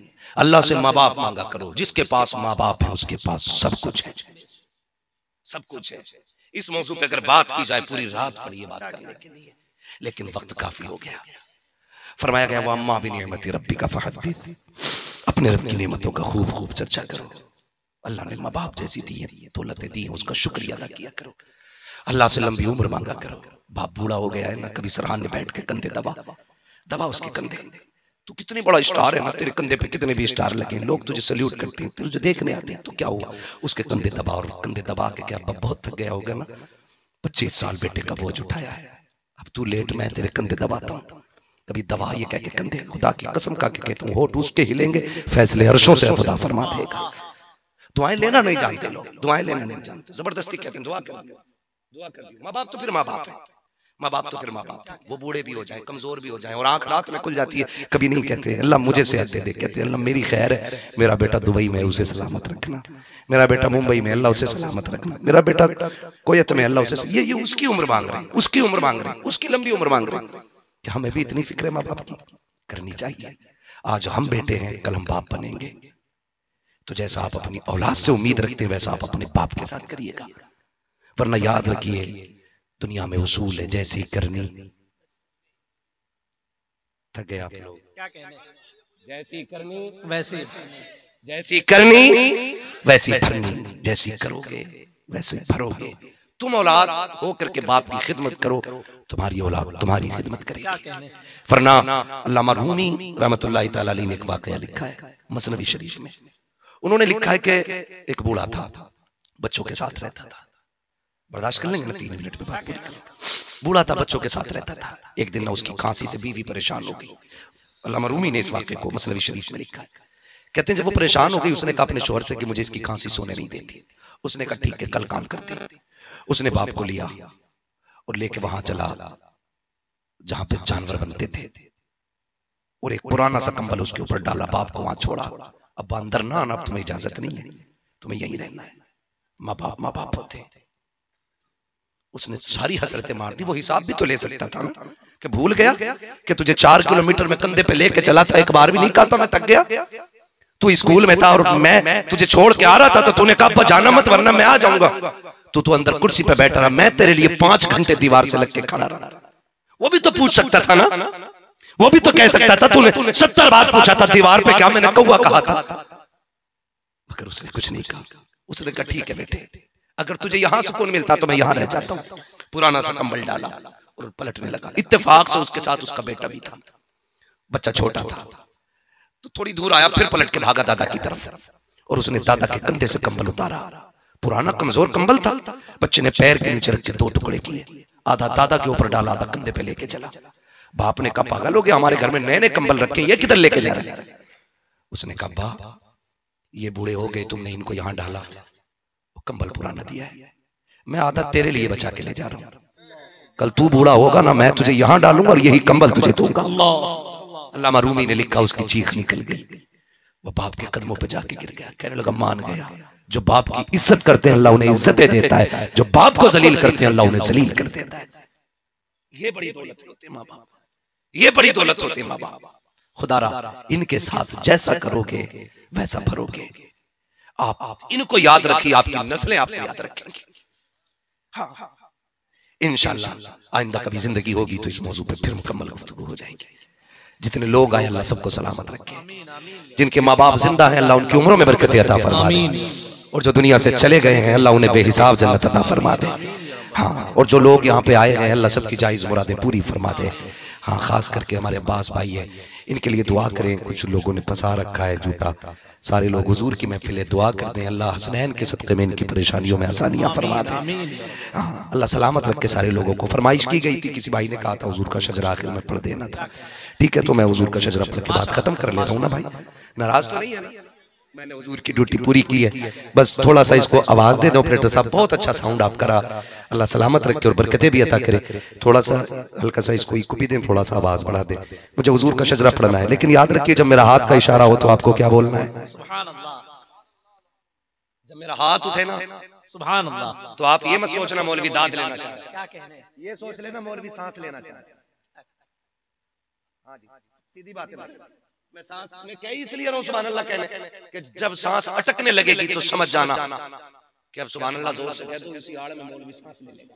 अल्लाह बात साफ सच्ची रहती है यार, ये क्या दोनों तरफ वाले बजा दो, अल्लाह राजी होगा तो नेकी अता कर देगा। और अगर आपको देगा तो वो इतना करीम है, फिर हमें भी महरूम नहीं रखेगा। बोल सकते हैं नज़ारे, बोल दे सुभान अल्लाह। जितनी जोर से आप राशिद भाई के मौके पे बोले थे पढ़ने के, उतनी जोर से आप बोल दीजिए सुभान अल्लाह। इतनी आवाज है आपके अंदर, और भी ज्यादा आवाज है। बताऊं कितनी आवाज? या अल्लाह जो सबसे ज्यादा जोर से तेरी तस्बीह बयान करे, आज की रात के सदक़े उसे हुजूर का मदीना दिखा दे। अल्लाह अकबर, अल्लाह अल्लाह या रसूल अल्लाह सल्लल्लाहु अलैहि वसल्लम। जिंदाबाद जिंदाबाद जिंदाबाद जिंदाबाद जिंदाबाद। अल्लाह आपको सलामत रखे, जरा बोल दे या अल्लाह जो सबसे ज्यादा जोर से तेरी तस्बीह बयान करे, उसे माँ बाप के साथ उम्रे का सफर अता फरमा। जिंदाबाद जिंदाबाद। जो इससे भी ज्यादा जोर से बोले अल्लाह आज की महफिल का वास्ता, वो सोए तो ख्वाब में हुजूर की ज़ियारत नसीब फरमा। माशाअल्लाह माशाअल्लाह। इतनी आवाज है सुभान अल्लाह, है ना? फिर बोल दे जरा, कितनी जोर से बोलना है? आदम के बेटे शीश। देखो नमाज जनाजा नहीं पढ़ा रहा, ये तकबीरें पूरी करके खत्म कर। शजरा पढ़ा, अगर साथ छोड़ दोगे तो मैं वहीं छोड़ के उठ जाऊंगा, ठीक है ना? साथ नहीं छोड़ना है ना? बोलते मेरे भाई जरा सुभान अल्लाह। हाँ, मैं यकीनन कह सकता हूं मैं आपके बराबर नहीं थका हूं, क्योंकि आप बहुत दूर से चल के आए। ये अलग बात है, हम और दूर से चल के आए, मगर फिर भी आप ऐसा लग रहा मुझसे ज्यादा थके। मैंने आपसे महफिल में इसलिए नहीं सुभान अल्लाह कह लवाया, ज्यादा जोर नहीं किया। मैं देख रहा था 80% आंखें भीगी हुई थी। मैं समझ रहा था शायद यही भीगी पल के हमारी बख्शिश का जरिया बन जाए। ये सोच के मैं किसी से कुछ नहीं कह रहा था, मुझे तकरीर करनी थी, मैं बात कह चुका जो मुझे कहनी थी। बस ये है कि अब आखिर में बोल दे जरा जोर से सुभान। इधर वाला पहले से थे, इधर वाला कमजोर लग रहा है। लो चादर ले जाओ भैया, ठंड लग रही तो। सुनो, जो बोलते हैं उसे गर्मी लगती है, और वही बोलते हैं जिनमें गरमाई होती है ना? तो कितने लोगों को सर्दी लग रही है और कितने लोगों को गर्मी लग रही है, जरा बोल दे सारे सुभान अल्लाह। आदम के बेटे शीश, माशाअल्लाह माशाअल्लाह। आदम के बेटे शीश, शीश के बेटे अनस, अनस के बेटे कैनान, कैनान के बेटे मेलाइल, मेलाइल के बेटे प्यारत, प्यारत के बेटे इदरीस, इदरीस के बेटे मुतवश्शिक, मुतवश्शिक के बेटे लबक, माशाअल्लाह माशाअल्लाह। लबक ने के नाम के बेटे नूह, नूह के बेटे माशाअल्लाह। ऐसे देख रहे मुंह आप, मैं शजरा भूल गया ना, मसला खराब हो जाएगा। ऐसा ऐसा ऐसा इंसान है, मैं पढ़ रहा हूँ भाई, आप साथ दे मेरा, है ना? साथ आप नारे लगाए, बस खाली साथ दे देना तब भी काम चल जाएगा। आदम के बेटे शीश, शीश के बेटे अनस, अनस के बेटे कैनान, कैनान के बेटे मेलाइल, मेलाइल के बेटे प्यारत, प्यारत के बेटे इदरीस, इदरीस के बेटे मुतवश्शिक, मुतवश्शिक के बेटे लबकने के नाम, लबकने के नाम के बेटे नूह, नूह के बेटे साम, साम के बेटे जुल्हात, जुल्हात के बेटे शालेक, शालेक के बेटे आबिर, आबिर के बेटे दाता, दाता के बेटे रावा, रावा के बेटे सारू, सारू के बेटे नाखुन, नाखुन के बेटे तारिक, तारिक के बेटे इब्राहीम खलीलुल्लाह, माशाअल्लाह माशाअल्लाह। इब्राहीम खलीलुल्लाह के बेटे इस्माइल ज़बीहुल्लाह, इस्माइल ज़बीहुल्लाह के बेटे केदार, केदार के बेटे अवाम, अवाम के बेटे हमल, हमल के बेटे साबित, साबित के बेटे सलमान, सलमान के बेटे रईसा, रईसा के बेटे इलियासा, इलियासा के बेटे औद, औद के बेटे हफ्फा, हफ्फा के बेटे अदनान, अदनान के बेटे मोहित, मोहित के बेटे नदार, नदार के बेटे मुदर, मुदर के बेटे इलियास, इलियास के बेटे मुदरिका, मुदरिका के बेटे खदीमा, खदीमा के बेटे किनाना, किनाना के बेटे नदर, नदर के बेटे मालिक, मालिक के बेटे फार, फार के बेटे गालिब, गालिब के बेटे लुई, लुई के बेटे काब, काब के बेटे मुर्रा, मुर्रा के बेटे किलाब, किलाब के बेटे कुसै, कुसै के बेटे अब्दे मनाफ, अब्दे मनाफ के बेटे हाशिम है, हाशिम के बेटे अब्दुल मुत्तलिब है, अब्दुल मुत्तलिब के बेटे अब्दुल्लाह है, अब्दुल्लाह के बेटे मोहम्मदुर रसूलुल्लाह। जिंदाबाद अल्लाह या रसूल अल्लाह। जिंदाबाद जिंदाबाद जिंदाबाद। आला हजरत, आला आला हजरत, आला हजरत ताजुश शरिया, ताजुश शरिया, ताजुश शरिया।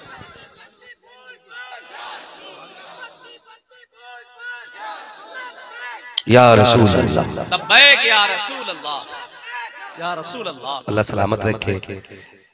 ये महफिल हुई, तमाम हुई, अल्लाह इस महफिल के सदक़े मरहूम की, उनकी नस्ल में जितने लोग भी दुनिया से साथ ईमान के गए, अल्लाह सबकी मग़फ़िरत फरमा दे।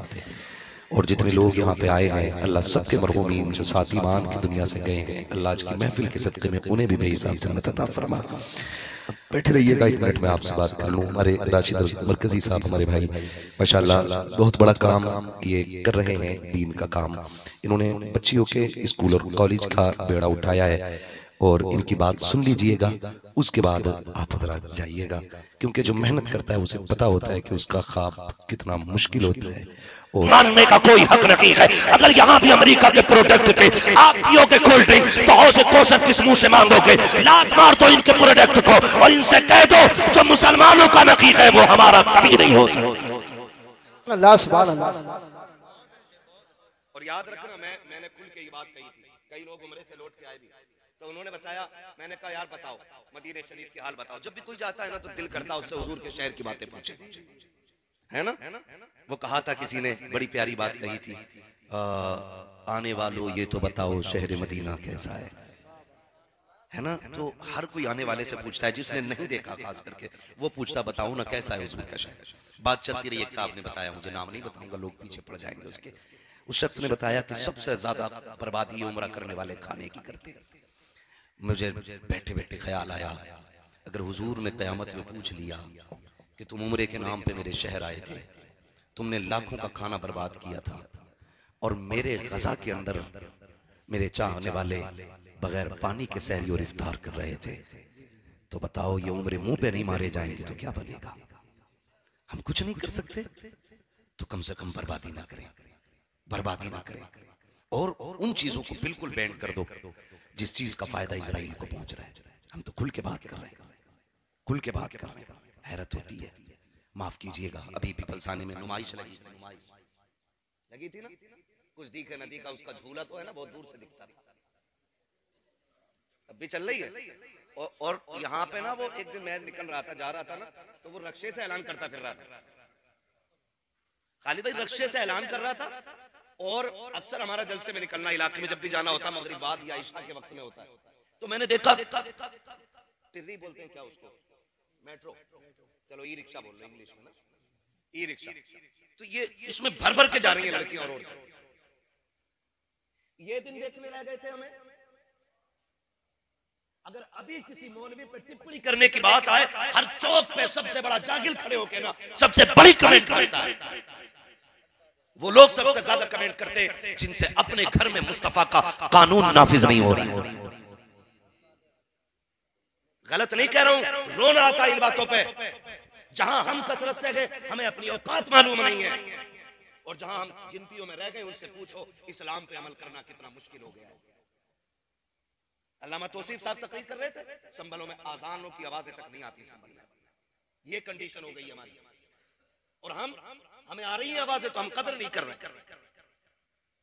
जिनके माइक बंद हो गए वो तरस रहे, और जहां आवाजें आ रही है वो कह रहे हैं पता नहीं हर वक्त माइक पे बैठे रहे क्या। ये कंडीशन हमारी है।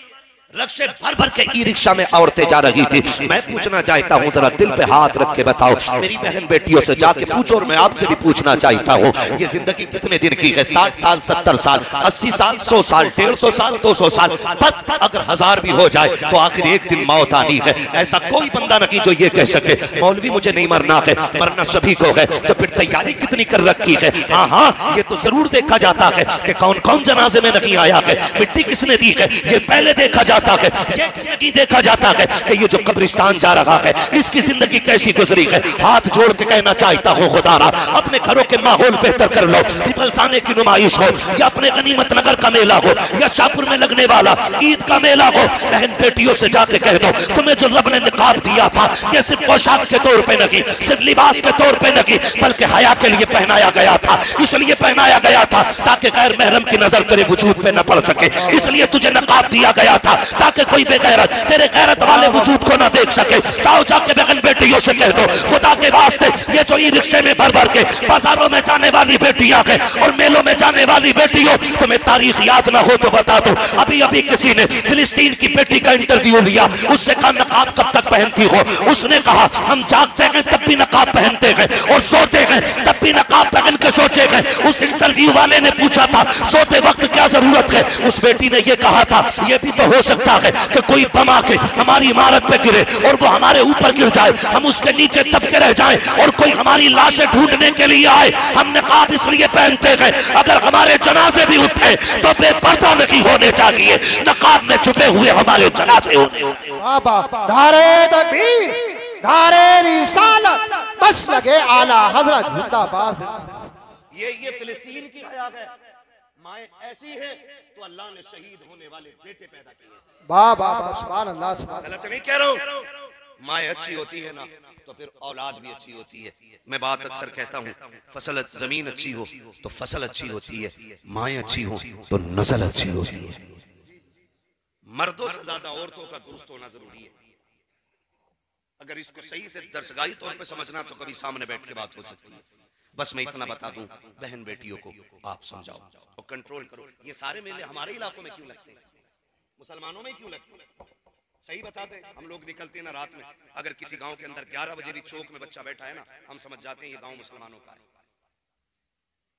इतनी लापरवाह नस्ल सिर्फ मुसलमानों की हो सकती है जो 11 बजे तक चौक में बैठी रहे।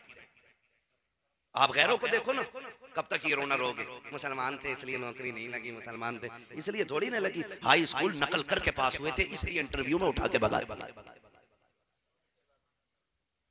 अल्लामा तौसीफ साहब ने गलत बात, बहुत अच्छी बात कही, गलत नहीं कहा था।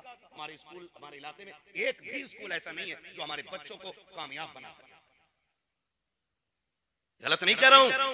हाई स्कूल का पेपर आ बस सेटिंग कर लेता है, मास्टर साहब नकल हो जाएगी, वो तो जाएगी 3000 लगेंगे, दे दिए कट से उठा के। ये 3000 आपके बच्चों को पास करा सकते लेकिन कामयाब नहीं बना सकते। इंटरव्यू होता है भाई, वहां वहां वहां नकल नहीं चलने वाली है, वहां काबिलियत काम आती है, काबिलियत। और हमने ध्यान ही नहीं दिया। हम तो सारे मुखिया, सारे प्रधान, सारे ठेकेदार, सारे जमींदार हम ही हैं। जिसके पास 12 बीघे जमीन है, अरे क्या करेंगे अल्लाह को बढ़ा के, है ना, वो कोना जोतता रहेगा। इस कोने के जोतने में जिंदगियां तबाह कर दी। कोने से झगड़े शुरू होते हैं, मेड़ काट रहे हैं, वहीं से कुरेद के।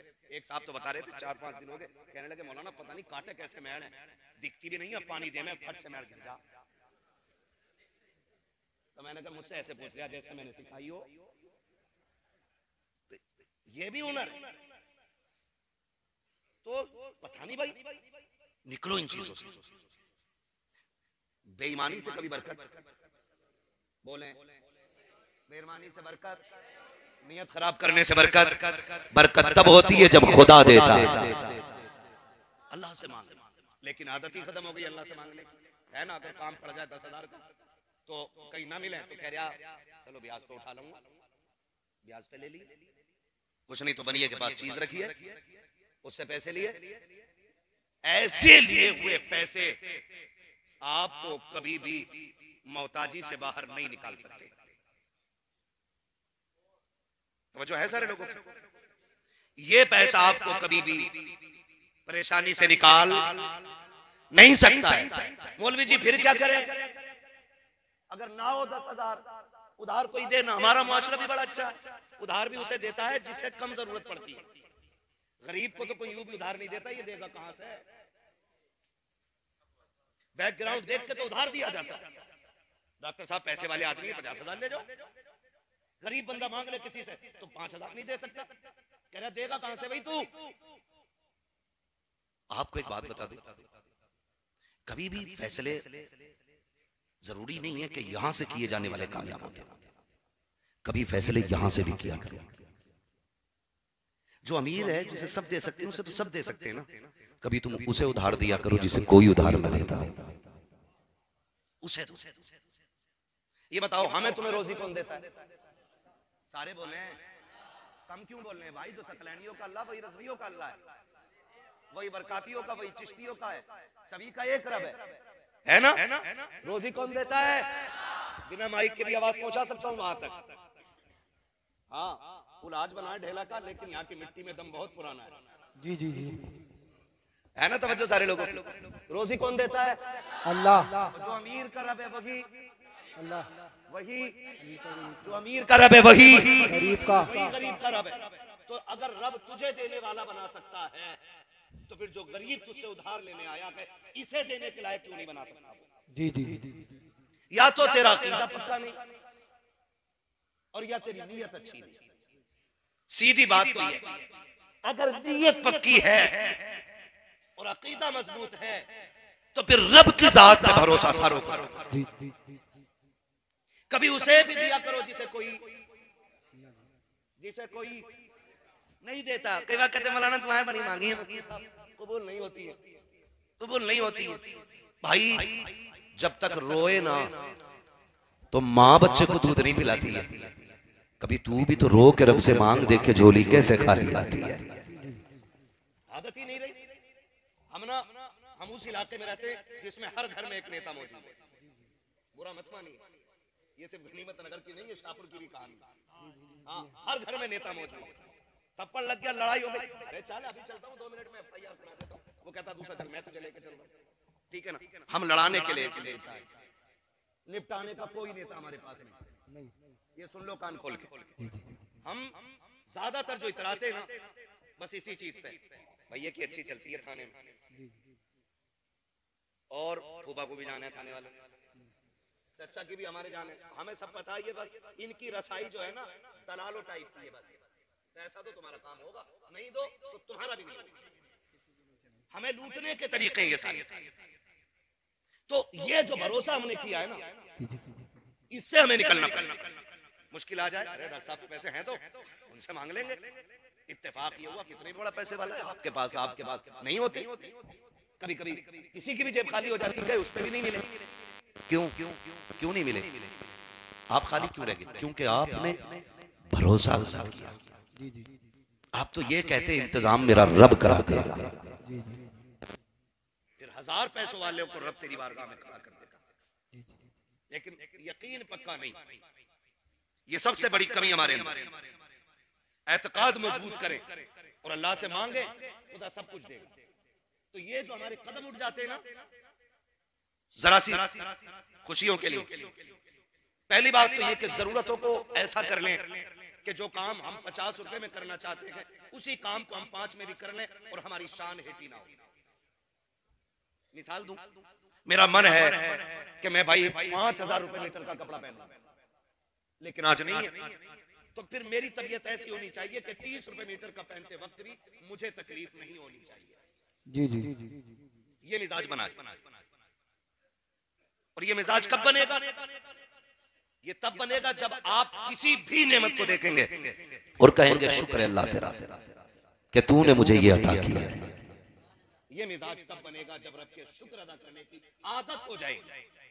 और जब आप सफेद कपड़ा पहन के यूं कलफ मार के ना और कॉलर हिला के दिखाएंगे तब हमें शुक्र करने की तौफीक नहीं आएगी। फिर जब हमारे पास हमारी हैसियत के मुताबिक कपड़ा पहनने का पैसा नहीं होगा हम घर से निकलना बंद करेंगे। फिर शौक और जरूरत पूरी करने के लिए हम ब्याज पे भी पैसा लेते हैं, रिश्वत के नाम पे भी लेते हैं, हराम के नाम पे भी लेते हैं, सूद के नाम पे भी लेते हैं। फिर जरूरतें पूरी नहीं होती है। और याद रखो जो छोटे पे भी शुक्र अदा करे, बड़े पे भी शुक्र अदा करे, खुदा की कसम वो कभी जलील नहीं होता है। घटिया कपड़ा भी पहन ले तब भी लोग कहते हैं शुक्र मालिक। ऐसे लोग हमारे बीच रहते हैं जिन्हें कपड़ों पे घमंड नहीं, अगर नाज है तो खुदा की बंदगी पे नाज किया जाए। जिंदाबाद जिंदाबाद, बहुत अच्छे, जिंदाबाद जिंदाबाद, सुभान अल्लाह, नारे तकबीर।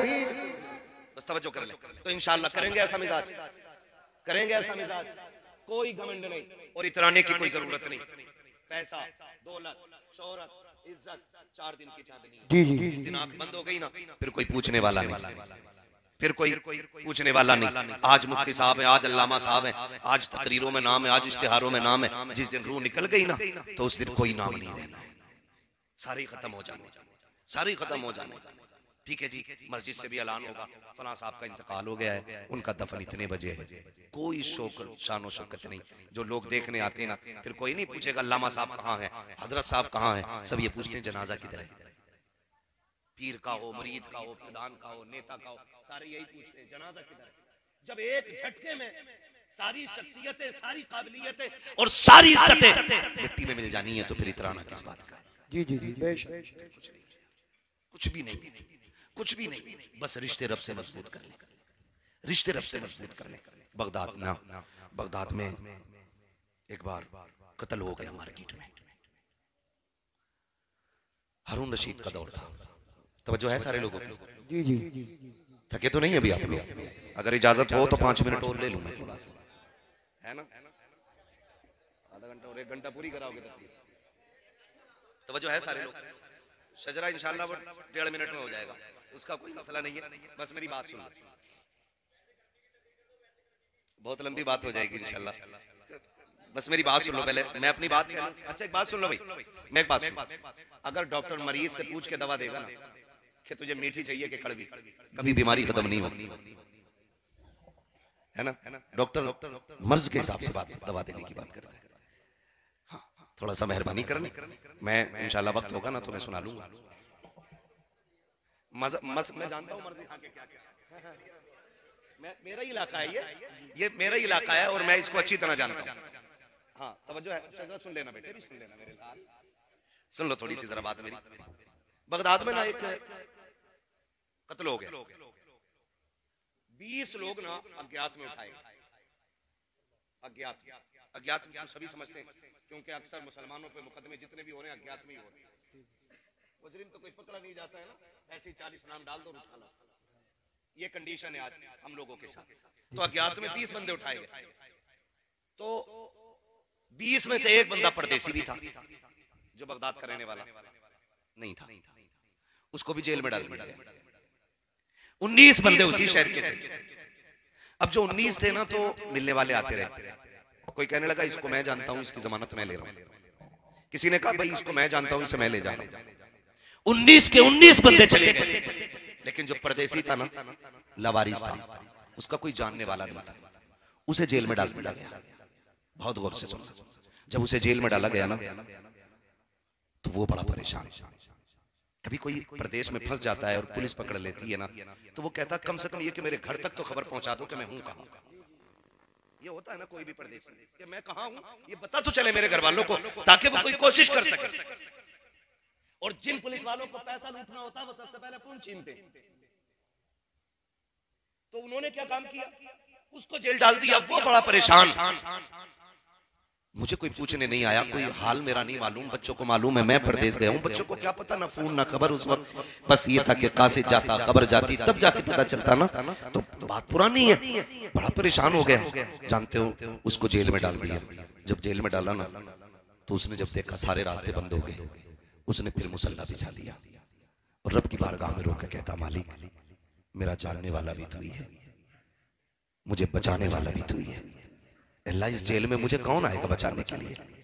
अल्लाह जिनके जानने वाले थे उन्हें बचा के ले गए, जिनके सिफारिशी थे उन्हें लेके चले गए। मालिक मैं परदेसी हूं, तू जानता है मैंने कसूर नहीं किया है, मैंने कोई कत्ल नहीं किया। ए मेरे परवरदिगार रास्ता आसान फरमा दे। जब इसने रो के सजदे में इतनी बात कही है, इधर बादशाह बिस्तर पे सोया हुआ है, ख्वाब आता है, उठ बिस्तर से कहा हुक्म क्या है? कहा तेरी जेल में मेरा बंदा बेकसूर बंद है, उसे जाके आजाद कर। उठा बादशाह बिस्तर से दौड़ करके आया, आकर के तलाश कर रहा है, सारे खाने बंद हैं, कहीं से किसी की आवाज नहीं आ रही है। एक खाने के अंदर गया, अंधेरा था, कान लगा के सुना, उसके अंदर कोई रो के कह रहा था, मालिक मेरा सिफारिशी भी तू है, मेरा जमानती भी तू है, मेरा गवाही देने वाला भी तू है, मालिक मेरी सफाई को जानता भी तू है, मैं बेकसूर हूँ, इसकी सबसे बड़ी दलील भी तू है। जैसी उसने रो के कहा है, बादशाह ने कंधे पे हाथ रख के कहा, चल यार तेरी गवाही मिल गई है। हाथ पकड़ के बादशाह लेकर के चला गया। अगले दिन तैयार किया, महल लगाया गया, करवट में कुर्सी लगाई, उसको बैठाया और कहा बादशाह ने, ओ महल वालों,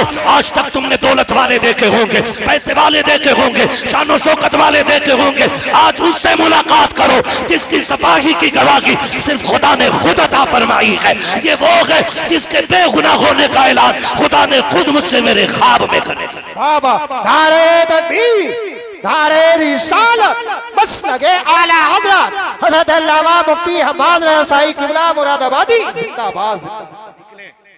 भरोसा सिर्फ अल्लाह की जात पे करें। किस पे करना है? अल्लाह की जात पे। और नहीं मिलता ना, फिर हुजूर का वसीला दे के मांगो ना। आला हज़रत क्या कहते हैं? वही रब है जिसने तुझको हमतन करम बनाया, हमें भीख मांगने को तेरा आस्था बताया, तुझे हम्द है खुदाया, तुझे हम्द है खुदाया। हाँ, मुझे इस टॉपिक पे बात नहीं करनी है, मसला क्या आला हज़रत क्या है और आला हज़रत क्या। हमारे इलाके का बच्चा बच्चा आला हज़रत को जानता है, हाँ आला हज़रत को जानता है। बस बहुत गौर से सुनने बात, अल्लाह पे भरोसा रखें और इन चीजों से बिल्कुल, हराम चीजें बिल्कुल बैन कर दो। ये ऐद कर लो, जब भी खाएंगे हलाल खाएंगे इंशाअल्लाह। वादा करते हैं इंशाअल्लाह, हलाल खाएंगे इंशाअल्लाह। बचेंगे हराम से इंशाअल्लाह। याद रखिए इमाम गजाली रहमतुल्लाह तआला अलैहि से किसी ने कहा था हुजूर दुआएं कब कबूल होती हैं, तो इमाम गजाली ने कहा था दो काम कर लो। नंबर एक, जब भी बोलो सच बोलो, और जब भी खाना हलाल खाना। जबान तेरी खुलेगी, मकबूलियत की जमानत खुदा नाज़िल फरमा देगा। ये दो काम करने, ये दो काम करने हमें अपने रब से ये अहद करना, मालिक जब भी खिलाना हलाल खिलाना, उस दिन मार देना जिस दिन हराम खाने पे नौबत आ जाए। हमें एक लुक़्मे हराम खाने से मर जाना पसंद है, लेकिन हराम नहीं खाएंगे इंशाअल्लाह। हाँ, करते इंशाअल्लाह बात, बचेंगे हराम में। बहुत सारी चीजें आती हैं, मुफ्ती साहब क़िबला तशरीफ फरमाए, बहुत सारी चीजें फर्दन फर्दन आपको बता देंगे, कभी फुर्सत में पूछेंगे। हम जो खेतों पे अक्सर जाते हैं ना, ऐसे सूत के मारी बाल ऐसे करके, खेत किसी का भी हो, पूरी बाल साफ, दो तीन टूंगे दावल ऐसे, और बाकी फिर यूं। ये कतन हराम है, हराम है, हराम। आप बिल्कुल बचिए एक दाने से। सहाबा फरमाते हैं जब हुजूर नहीं आए थे ना हमारे सामने, जाहिरी हयात की बात कर रहा हूँ, और रही बात हुजूर की पैदाइश की, तो आका फरमाते हैं कुन्तु नबिय्यम व आदम बैनल माई व तीन, मैं तो तब भी नबी था जब आदम को तैयार किया जा रहा था। आका फरमाते हैं फलुमा खलक़ल्लाहु नूरी, सबसे पहले अल्लाह ने मेरे नूर को पैदा फरमाया। तो मैं उस लेवल पे बात नहीं कर रहा हूँ, हुजूर जब दुनिया में तशरीफ लाए ना, जाहिरी तौर पे, जाहिरी तौर पे, वरना बातिन है उम्र लाखों बरस की तेरी, मगर है ताज़ा शबाब तेरा। हाँ, हुजूर की उम्र सिर्फ 63 साल नहीं, ये जाहिरी उम्र है, बस तवज्जो करें। सहाबा फरमाते हैं जब तक हुजूर नहीं आए थे ना हमारे दरमियान, उस वक्त तक हम बेटियों के गले काट देते थे, पता नहीं चलता था। और जब हुजूर आ गए ना, तो रास्ते में चलते हुए भी डर लगता है कहीं पैर के नीचे चूंटी ना आ जाए। सहाबा इतने डरने लग गए, उन लोगों के ईमान और खौफे इलाही इतना कि चूंटी से भी पैर बचा के रखते थे। सुभान अल्लाह। लेकिन आज हम देखें कई लोग बाजार में, शनिचर के बाजार में टहलते मिलेंगे, थोड़ी सी मूंगफली मार दी, ठीक है भाई भुनी कम है, आगे बढ़ के गाजर मार दी, और आगे बढ़ के कुछ और खा लिया, दोपहर से शाम तक पेट भर लिया, आराम से घर जाके सो गए। हल्दी लगी ना फिटकरी, रंग चोखा आ गया। पूछो मुफ्ती साहब से, कतन हराम है। आपको एक तरह खाने की इजाजत नहीं, बिल्कुल बचना इन छोटी छोटी चीजों से जिन्हें हम कुछ नहीं समझते, लेकिन खराबी बहुत बड़ी है, खराबी बहुत बड़ी है। हाँ, किसी के जहन में ये बात आ रही होगी कि जब से दीनदार बनाऊं ना मुश्किलें बहुत आ गई, जब से तौबा की है ना तब से बड़ी मुश्किलें आ गई हैं। याद रखिएगा, जब मुश्किलें आती हैं ना, तो बंदा रब को अपने करीब करना चाहता है, और रब बंदे को अपना करीब करना चाहता है। ये दोनों मामला होते हैं। मुश्किलें अगर आपके करीब आ रही है ना, तो सिर्फ इसलिए आपको आजमाइश में डाला जा रहा है कि रब आपको अपने करीब करना चाहता है। बंदा जब मुश्किल में होता है ना, फिर कहता है या अल्लाह तू ही है। गलत नहीं कह रहा हूँ, फसल अच्छी हो जाना तो कोई भी कह दे कि ना पंतनगर का बीज लाया था, तो कहाँ के बीज था, मैं अपने पंतनगर का ही ज्यादा आता ना, कि पंतनगर का बीज था, ये लंबी बात। और फिर अल्लाह की मार, वो चाहे तो बाल ही बाले रह जाती है, दाना मार देता है, दाना मार देता है। तो फिर कह रहा मुकद्दर में ही ना था, मुकद्दर में, अब मुकद्दर में ना था। जब फसल पैदा हुई तो कह रहा पंतनगर का कमाल है, यूरिया 3 डाले 18 पानी दिए थे, इसलिए जाकर के ये फसल मिली है। जब उश्र लेने की बारी आई, मौलवी जा इसमें मेरा खाद लगा है, मेरी मेहनत लगी है, इसमें तूने क्या दिया जो उश्र लेने के लिए आ गया। हाथ जोड़ के कहता हूँ अल्लाह कादिर मुतलक है, जब लेने पे आता है चमड़ी उधेड़ देता है, और जब देने पे आता है तो पत्थर के अंदर भी कीड़ों को हरी पत्तियां खिला देता है। रज़ाक भी वो है, कादिर भी वो है, कादिर मुतलक भी वो है, रब भी वही है, अल्लाह भी वही है। ओ लोगों अपने आप को बेहतर करो। क्या तुमने नहीं देखा वो कैसा कादिर मुतलक है? कोई माई का लाल ला के दिखा दो, जो मुट्ठी में रख के एक दाना जमा के दिखा दे। 35 साल तक एक दाने को मुट्ठी में लेके खड़े रहो, एक पेड़ नहीं जमा सकते हो। और वो ऐसा कादिर मुतलक है जिस दाने को तुमने मिट्टी में डाला, एक मोटा डीम उसके ऊपर रख दिया, अब उसका करम देखो। उसने उस गेहूं के दाने से बारीक सी कोपल निकाली, डीम और डेले बड़े मजबूत थे, उसने सबके सीने चाक किए, उसके अंदर से बारीक कोपल को निकाला। अगर तेरी मेरी बात होती, एक पौधा पैदा नहीं कर सकते थे, एक दाना नहीं बचा सकते थे। उसने जमीन का सीना चीरा, एक पौधे को कोपल बनाया, कोपल से पौधा बनाया, पौधे से दरख्त बनाया, दरख्त से बालें निकाली, बाल में दाना डाला, और फिर ऐसी पैकिंग की। हजारों बारिशें होती रही, लेकिन गेहूं सूखा रहा, कितने तूफान आते रहे, लेकिन गेहूं तक हवा नहीं पहुंची। वो ऐसा कादिर मुतलक है, सब कुछ वही करता है। और जब तुमने ये कहा था ये मेरे खाद का कमाल है, ये मेरे बीज का कमाल है, तब खुदा की रहमतें कह रही थी नादान तू तो दाना डाल डाल के आ गया था, इसको कोपल हमने बनाया है, पौधे की शक्ल हमने दी थी। तू तो रात को सो रहा था, रात को हमने इसको ठंडी हवा के झोंके खिलाए थे। तू तो घर पे लेटा था, हमने शबनम से इसका चेहरा धुला था। तू तो सोता रह गया, सुबह की सूरज की धूप से हमने इसको बेदार किया। तुझे क्या पता कि जब ये तनखा खेत में खड़ा था तब हमने बादे सबा चलाई थी और इसको हमने एक दरख्त बनाया था। एक दाने में 7 बालें निकाली, हर बाल में 70 दाने दिए। ये हमारा कमाल था। अगर तुझे ये लगता है ये तेरा कमाल है तो सुन, अगली फसल नहीं उठा पाएगा। ऐसा अजाब नाजिल करूंगा, मैं गन्ने को करोना कर दूंगा, खड़ी खेत में सुखा दूंगा, फिर हम जाने कौन लेके आता है। और तुम्हें खुदा का वास्ता अल्लाह से लड़ाई ना लेना, जो उसका हक है वो उसको दे दो, और जब वो देने पे आएगा तेरे एक का नहीं, अल्लाह तेरी 7 नस्लों का गुजारा फरमाए। वाह वाह वाह, जिंदाबाद जिंदाबाद, नारे तकबीर, नारे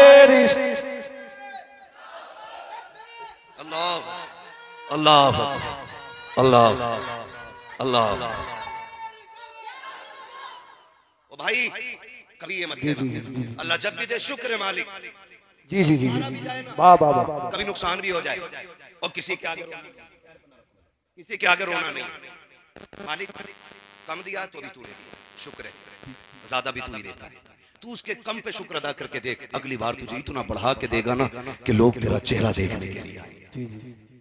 अल्लाह माँ बाप से ज्यादा मेहरबान, माँ बाप से। लेकिन गलती हमने की है ना, तकलीफ आ जाती है ना तो हम बड़े आदमी के पास दौड़ते हैं, यार भाई हमें बचा लो, हमें निकालो, हमें निकालो, हमें बचाओ इससे। होना क्या चाहिए, जब मुश्किल आ जाए ना तो फिर मस्जिद की तरफ दौड़ो, आओ मस्जिद की तरफ। जुम्मे को आ रहा घड़ी देख के कह रहा अच्छा 5 मिनट ऊपर निकल गए, अगला इमाम बदल गया। यही कंडीशन है हमारी, यही कंडीशन है। दुआए कुनूत सुन लो तो पूछा दुआए कुनूत होवे क्या? ये कंडीशन है साहब। आगा 5 मिनट ओ हो भाई बड़ी गर्मी हो गई भाई, ओ हो भाई बड़ी गर्मी है, अरे बड़ा मुश्किल है यार, एक जुम्मा पड़ा है उसमें भी हालत खराब। ओ भाई डरे अल्लाह से, डरे। वो कई बार ना लोगों के बेनामे रहते हैं जमीन में, यहाँ कौन बैठे, उसकी जगह खाली है, और अगर कोई बैठ गया ना तो वो जगह कूद के सफे कुदाल के ऐसे उसे जाकर जगह करो। मस्जिद है ये, हुक्म ये है अगर सफे लग गई है और जगह नहीं है ना जाने की, मुफ्ती साहब क़िबला तशरीफ फरमाए, किसी के कंधे से पैर उतार के जाना हराम है। जो कूद फांद के चले जाते फिर किधर बैठे, अल्लाह का घर है, जूतियों में जगह मिल जाए यहीं बैठ, यहाँ जगह मिल जाए ना यहीं बैठ जाया करो, यहीं बैठ जाया करो। ये उस करीम का दर है जहाँ पे मुंह देख के नहीं दिल देख के नवाज दिया जाता है। वाह वाह वाह वाह, सुभान अल्लाह सुभान अल्लाह, क्या बात है। कभी जगह मिले अल्लाह के घर आओ ना तो यहाँ कोई कंपटीशन नहीं। एक जगह अब इधर उधर की साइड में मेरे ख्याल से बेल्ट चल गई थी, इधर बहुत बड़ा साइड है ना, देखा होगा ना वीडियो, कितनी गैरत की बात थी, कितनी गैरत की बात थी। लोगों ने क्या मैसेज दुनिया ने दिया होगा, सोचे जरा क्या मैसेज दिया। मस्जिद में कोई जगह और मस्जिद में आके बैठो ना तो अगर 5 मिनट भी ज्यादा हो जाए तो बैठे रहो। मुफ्ती साहब क़िबला तशरीफ फरमाए पूरी गारंटी के साथ, जितनी देर मस्जिद में नमाज के इंतजार में बैठते हो अल्लाह बैठने में भी नमाज का सवाब अता फरमाया करता है। पहली बात तो हम आते ही नहीं, हमें वक्त नहीं मिलता, किसी को मजबूरियां जरूरतें इतनी घेर लेती हैं कि परेशान हो जाते हैं। लेकिन यह कि शैतान गालिब नहीं आता। जुम्मे के दिन आ गए हम, चलो बैठ के मस्जिद में, तो फिर घड़ी देख रहे हैं, बात सुनने तैयार नहीं है और फिर तनकीद कर रहे हैं एक दूसरे पे, बिल्कुल नहीं, बिल्कुल नहीं। अल्लाह के घर में आया करें, मुश्किलें आ जाया करें, फिर देखें अल्लाह कैसे काम बना देता। अगर मुश्किलें आ रही है ना हमारे आगे तो फिर नाराज नहीं होना, कोई गुस्सा नहीं। मालिक शुक्र है, अगर तू मुझे इस हाल में देखना चाहता है तो मैं इसी में राजी, मैं इसी में राजी। सांसों का मालिक अल्लाह है, नहीं खाएंगे बोटी, नहीं खाएंगे गोश्त। अगर तू इस बात में राजी है कि मैं वाक़ई करूं तो तेरे लिए राजी, फिर कायनात को तुम्हारे लिए ना मोड़ दे तो फिर बात करना। तारीख में बहुत बड़ा नाम हजरत इब्राहिम बिन अदहम, बहुत बड़ा नाम हजरत इब्राहिम बिन अदहम का नाम। तख्ते शाही है लेकिन दिल में इसके खुदा जब जलवागर हुआ ना ठोकर मार दी तख्त को, और ठोकर मार के ना जंगलों में निकल गए रब के लिए। जब जंगलों में निकल गए तो सगे मामू मुलाकात हुई, देखा दरिया के किनारे बैठ कर ना गुदड़ी सिल रहे हैं, पटे पुराने लिबास थे है ना, गुदड़ी सिल रहे हैं। तो कहने लगे भांजे ये जिंदगी अच्छी थी या वो तख्त पे बैठने वाली जिंदगी अच्छी थी? कहने लगे क्यों मामू? कहने लगे वो कितना अच्छा दौर था कि हीरे जवाहरात तो तुम्हारे ताज में लगे हुए थे और सैकड़ों लोग हाथ बांधे आगे पीछे खड़े रहते थे, तुम्हारे इशारे की देर थी, और अब देखो अपने हाथ से कपड़े सिल रहे हो। क्या पाया आखिर आपने वो तख्त छोड़ के? जब इतनी बात सुनी ना तो सुई थी दरिया में फेंक दी। मामू ने कहा भांजे एक सुई थी वो भी फेंक दी, अब कपड़े कैसे सिलोगे? तो आपने फरमाया अच्छा, आपने आवाज दी मछलियों मेरी सुई लेके आओ। तो जितनी मछलियां थी ना सारी किनारे पे आ गई और सबके मुंह में सोने की सुइयां मौजूद थी। मामू देख रहे हैं, मामू देख रहे हैं। आपने कहा मैं सोना अगर चाहता तो यहां क्यों आता, मुझे मेरी सुई चाहिए जो मैंने फेंकी है। एक मछली आपकी सुई लेके आ गई, आपने वो सुई ली। का मामू यही थी ना? कहा हाँ। कहने लगे ये सब कुछ कैसे कर लिया? फरमाने लगे मैंने दुनिया रब के लिए छोड़ दी, उसने दुनिया लाके मेरे कदमों में डाल दी है। अगर अकीदे मजबूत होना तो आज भी मंजिलें आसान हो जाती। आज भी मंजिलें, मैं नौजवानों से खास कर कहूंगा, अपने रिश्ते मस्जिदों से मजबूत करने। हमारे रिश्ते मस्जिदों से बहुत कमजोर हैं। खाली जुमे को फर्ज समझते हैं हम लोग, बाकी टाइम की फर्जियत से मतलब ही नहीं। अगर कामयाबी चाहते हो तो सजदों के करीब हो जाओ। सजदे असल मुसलमान का सबसे बड़ा हथियार क्या है? सजदा है। सलामत रहे। क्या है? बोल सकते हैं आप लोग भी अगर नाराज ना। क्या है? सजदा सबसे बड़ा हथियार है और यही हमारे पास है। यही हमारे पास नहीं। इसकी ताकत जानते हैं आप? दोनों बातों की मिसाल देने लगे और बात खत्म कर लूंगा इंशाल्लाह। दोनों बातों की मिसाल। नंबर एक, मुश्किल आए तो खुदा की बारगाह में दौड़ना। ठीक है ना? ये याद रखें, ये कार्ड हमें मालूम रहते हैं कि भाई ये कार्ड मेरे पास फला विधायक का है, फला नेता का है। ठीक है ना? कोटेदार के दरवाजे पे 8 दिन बैठोगे तब जाके 5 किलो ना तुम्हें मुश्किल से ज्यादा देगा वो। और उसके बाद 365 दिन दलील करता, हाँ ये बैठा रहता हुआ 5 किलो के चक्कर में, और लोग इसे इज्जत समझते हैं। अल्लाह भूखा रखे, किसी गरीब का हिस्सा हराम का हमें ना खिलाए। दुआ मांगा, ये दुआएं मांगा करो। तो आदमी लालच करता है, मुश्किल आती है। आपने नाम सुना होगा हजरत हबीब अजमी, बहुत बड़ा नाम है। आप सूद का बिजनेस बहुत बड़ा था। यहां तक लिखा गया कि एक वक्त का खाना भी बिना सूद के पैसे का नहीं होता था इनके घर में। इतना बड़ा धंधा इनका सूद था। बीवी कहने लगी सरदार डरे अल्लाह से, कहीं ऐसा ना हो किसी दिन मुश्किल आ जाए। कहते थे तू मेरे मातहत है, तू काम कर अपना, मुझे मेरा काम करने दे। लिखा है कि एक दिन हबीब अजमी ना किसी से अपना सूद का पैसा लेने के लिए, उधार अपना वापस लेने के लिए गए। वो बेवा औरत थी, उसने कहा जी मुझ पे पैसा नहीं है, मैं फिर दे दूंगी। आपने कहा मैं खाली नहीं जाऊंगा, कुछ तो लेके ही जाऊंगा घर से। उसके घर में आप नजर डालने लगे ना तो एक कपड़े में लिपटा हुआ गोश्त का टुकड़ा रखा हुआ था। आपने ना वो देखा तो उसमें गोश्त, और जब लेके चलने लगे ना तो बेवा औरत चीख पड़ी। उसने कहा हबीब मेरे बच्चे यतीम हैं, बहुत जमाने से मेरे बच्चों ने गोश्त नहीं खाया। बच्चे कह रहे थे अम्मी कभी हमें भी खिलाना गोश्त कैसा। अभी बड़ी मुश्किल से ये टुकड़ा मिला है गोश्त का, खुदा के वास्ते ये तो छोड़ के चला जा। फरमाने लगे चल छोड़, धक्का दिया और लेके आ गए। बीवी से कहा इसको बना। बीवी ने हांडी बनने के लिए रखी। कहने लगे मैं नहाने जा रहा हूँ। जब नहा के वापस आए औरत की चीख निकल गई। कहा क्या हुआ? कहा मैं कहती नहीं थी अल्लाह का अजाब आ जाएगा। हबीब आज अजाब आ गया है। कहा क्या हुआ? कहा जो गोश्त बनने रखा था ना आज हांडी में सारा खून बन गया है। अगर वो रस्सी को ढील दे रहा है ना तो ये मत समझना कि अल्लाह बड़ा मेहरबान है, हमें छोड़ रखा है, हम पे मेहरबान है। नहीं, कभी कभी रस्सियां इसलिए भी ढीली रखी जाती है कि कर कितना करेगा, जब मैं पकड़ूंगा फिर कोई बचाने वाला नहीं होगा। ये भी याद रखिए। हबीब आज खून का, आज खाने का खून बन गया। हबीब अजमी ने देखा, चीख निकल गई। काब के दर काब तौबा करनी है। हबीब अजमी निकले तौबा के लिए। बात लंबी होगी, तफसील से बताऊं। आखिरकार तौबा कर लिया आपने, और जब तौबा कर ली ना तो पूरी जिंदगी चूंकि ब्याज का पैसा था, कोई और बिजनेस नहीं था, अब घर में फाके होने लगे, दिक्कत आ गई। बच्चियां जवान थी।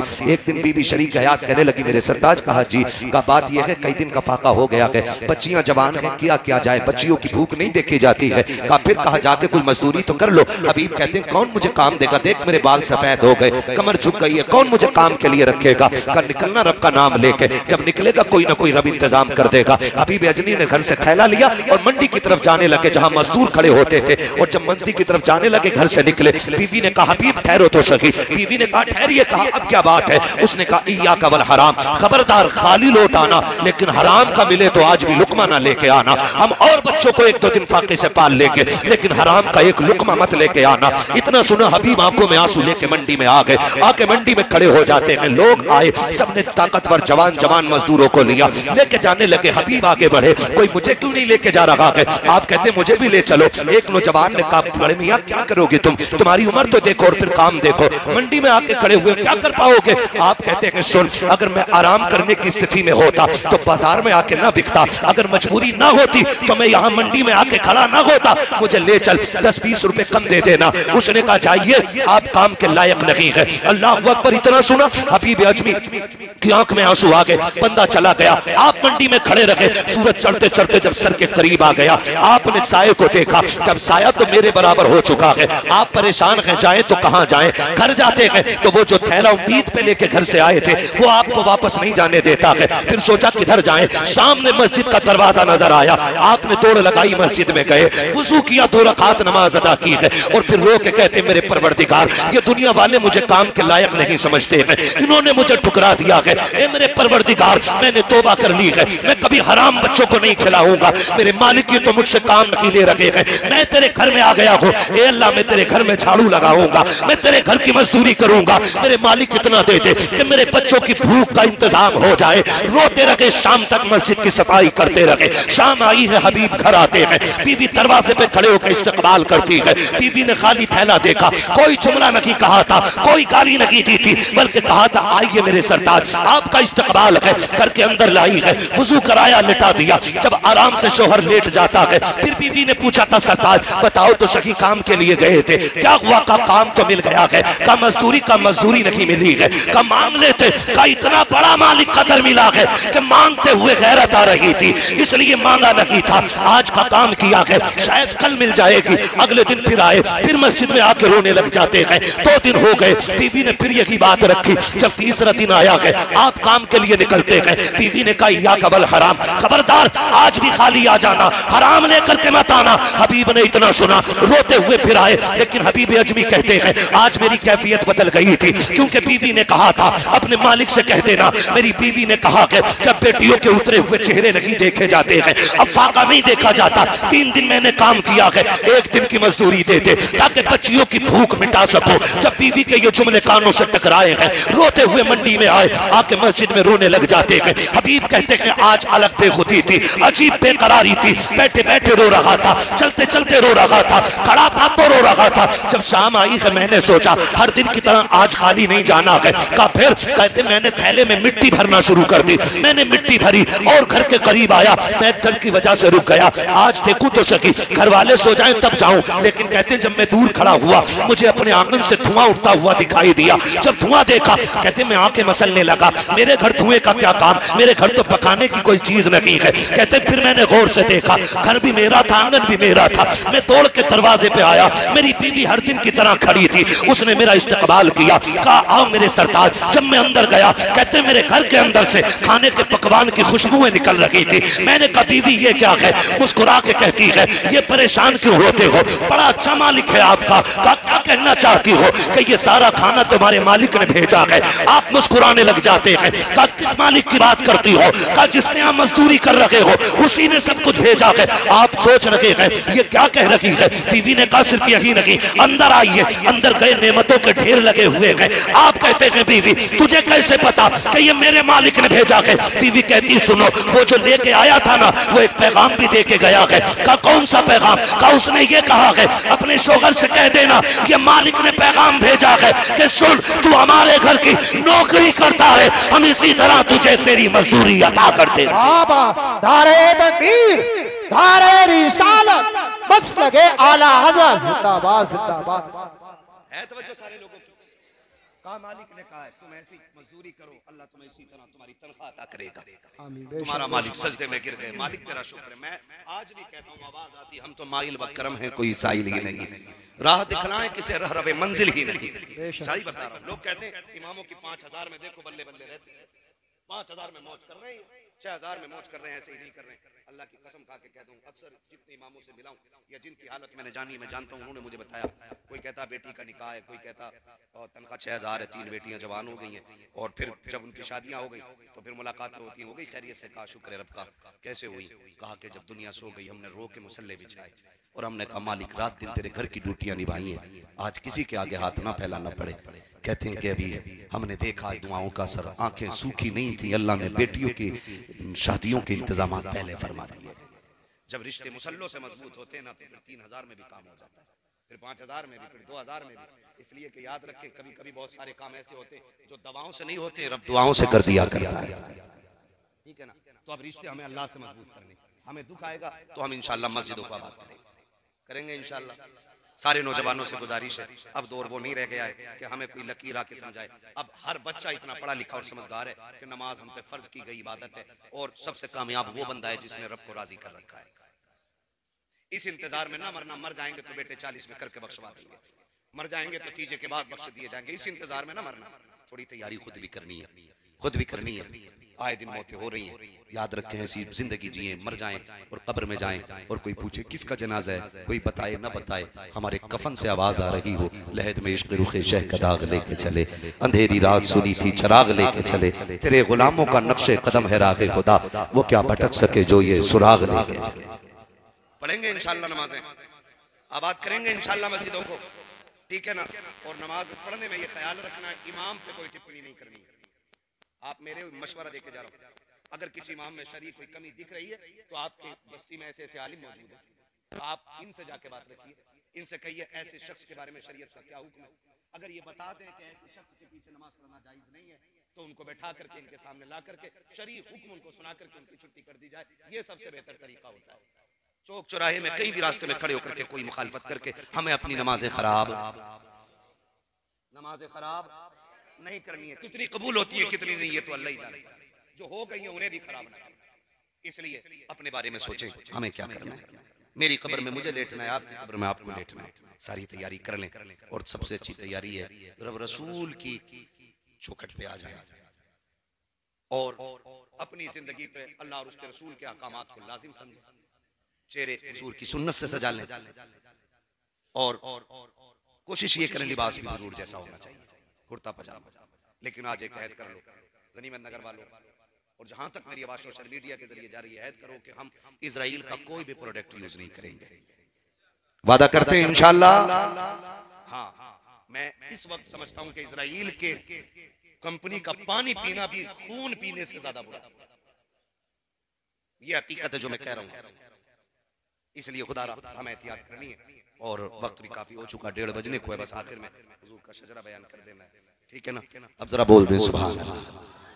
अब ताकत दिखानी है भैया, अब तक मेरा पसीना बाहर, मैं चाहता हूँ 1-2 कतरे आपका भी बह जाए। पसीना खून नहीं भाई, ऐसे गर्दन हिला रहे हैं जैसे मैंने गर्दन मांग ली हो किसी की। खुदा सलामत रखे, 1 घंटा मेरे लाल पूरा होने वाला है। सुनो मेरे भाई, खाना उतना ही अच्छा रहता है जितना हजम हो जाए, और जिक्र रसूल उतना सुनो जितनी देर दिल जमी के साथ सारे सुन सकते हैं, है ना? अभी ठीक है ना? बोलते जरा सुभान अल्लाह। ऐसे नहीं, ऐसे नहीं, इतनी जोर से सुभान अल्लाह बोलो कि आवाज रूह तक उतर जानी चाहिए। बोले सुभान अल्लाह। इतनी तेज आवाज, अल्लाह सलामत रखे। सही बात बताऊं, हम लोग जो तकरीरें करने दूर दूर जाते रहते हैं ना, सही बताऊं ये थकन मुर्गे बकरों मटन चिकन से नहीं होती, इनसे तो बीमारियां ज्यादा फैल रही हैं। सबसे ज्यादा सुकून जो मिलता है सुभान अल्लाह से मिलता है, ठीक है ना? तो आप इतनी जोर से सुभान अल्लाह कह दें कि थकन सारी उतर जाए। क्या बात है, मेरा हाथ का इशारा हो ना तो समझ जाना मौलवी सांस लेना चाह रहा है। बात साफ अच्छी रहती है। और मेरे बेटे सुन ले, मेरी भी सुन ले। मैं सांस जब लूंगा उसके लिए मेरी कोशिश ये है कि मैं आप सुभान अल्लाह कहें, उसकी आड़ में मैं सांस लेंगे। अल्लाह राजी होगा, आपको नेकी देगा, करीम जब आपको देगा तो अपना भी काम थोड़ा बहुत हो ही जाएगा इंशाअल्लाह। लुत्फ उनका आम हो ही जाएगा, शाद हर ना काम हो ही जाएगा। चांद दे दो वादे दीदार पर, नकद अपना दाम हो ही जाएगा। बेनिशानों के निशा मिटते नहीं, मिटते मिटते नाम हो ही जाएगा। ऐ रजा हर काम का एक वक्त है, दिल को भी आराम हो ही जाएगा, है ना? साथ में छोड़ियो, जब हाथ उठाऊं तो बोलती हो सुभान अल्लाह। और कहीं ऐसा ना हो तुम सुभान अल्लाह कहना भूल जाओ और मौलवी सांस लेना भूल जाओ, और फिर कल के जलसा कराने वाले जलसा कराना भूल जाओ। ऐसा नहीं होना चाहिए। साथ देंगे ना इंशाअल्लाह, ठीक है ना? मैं आगाज कर रहा हूँ, बोलते हैं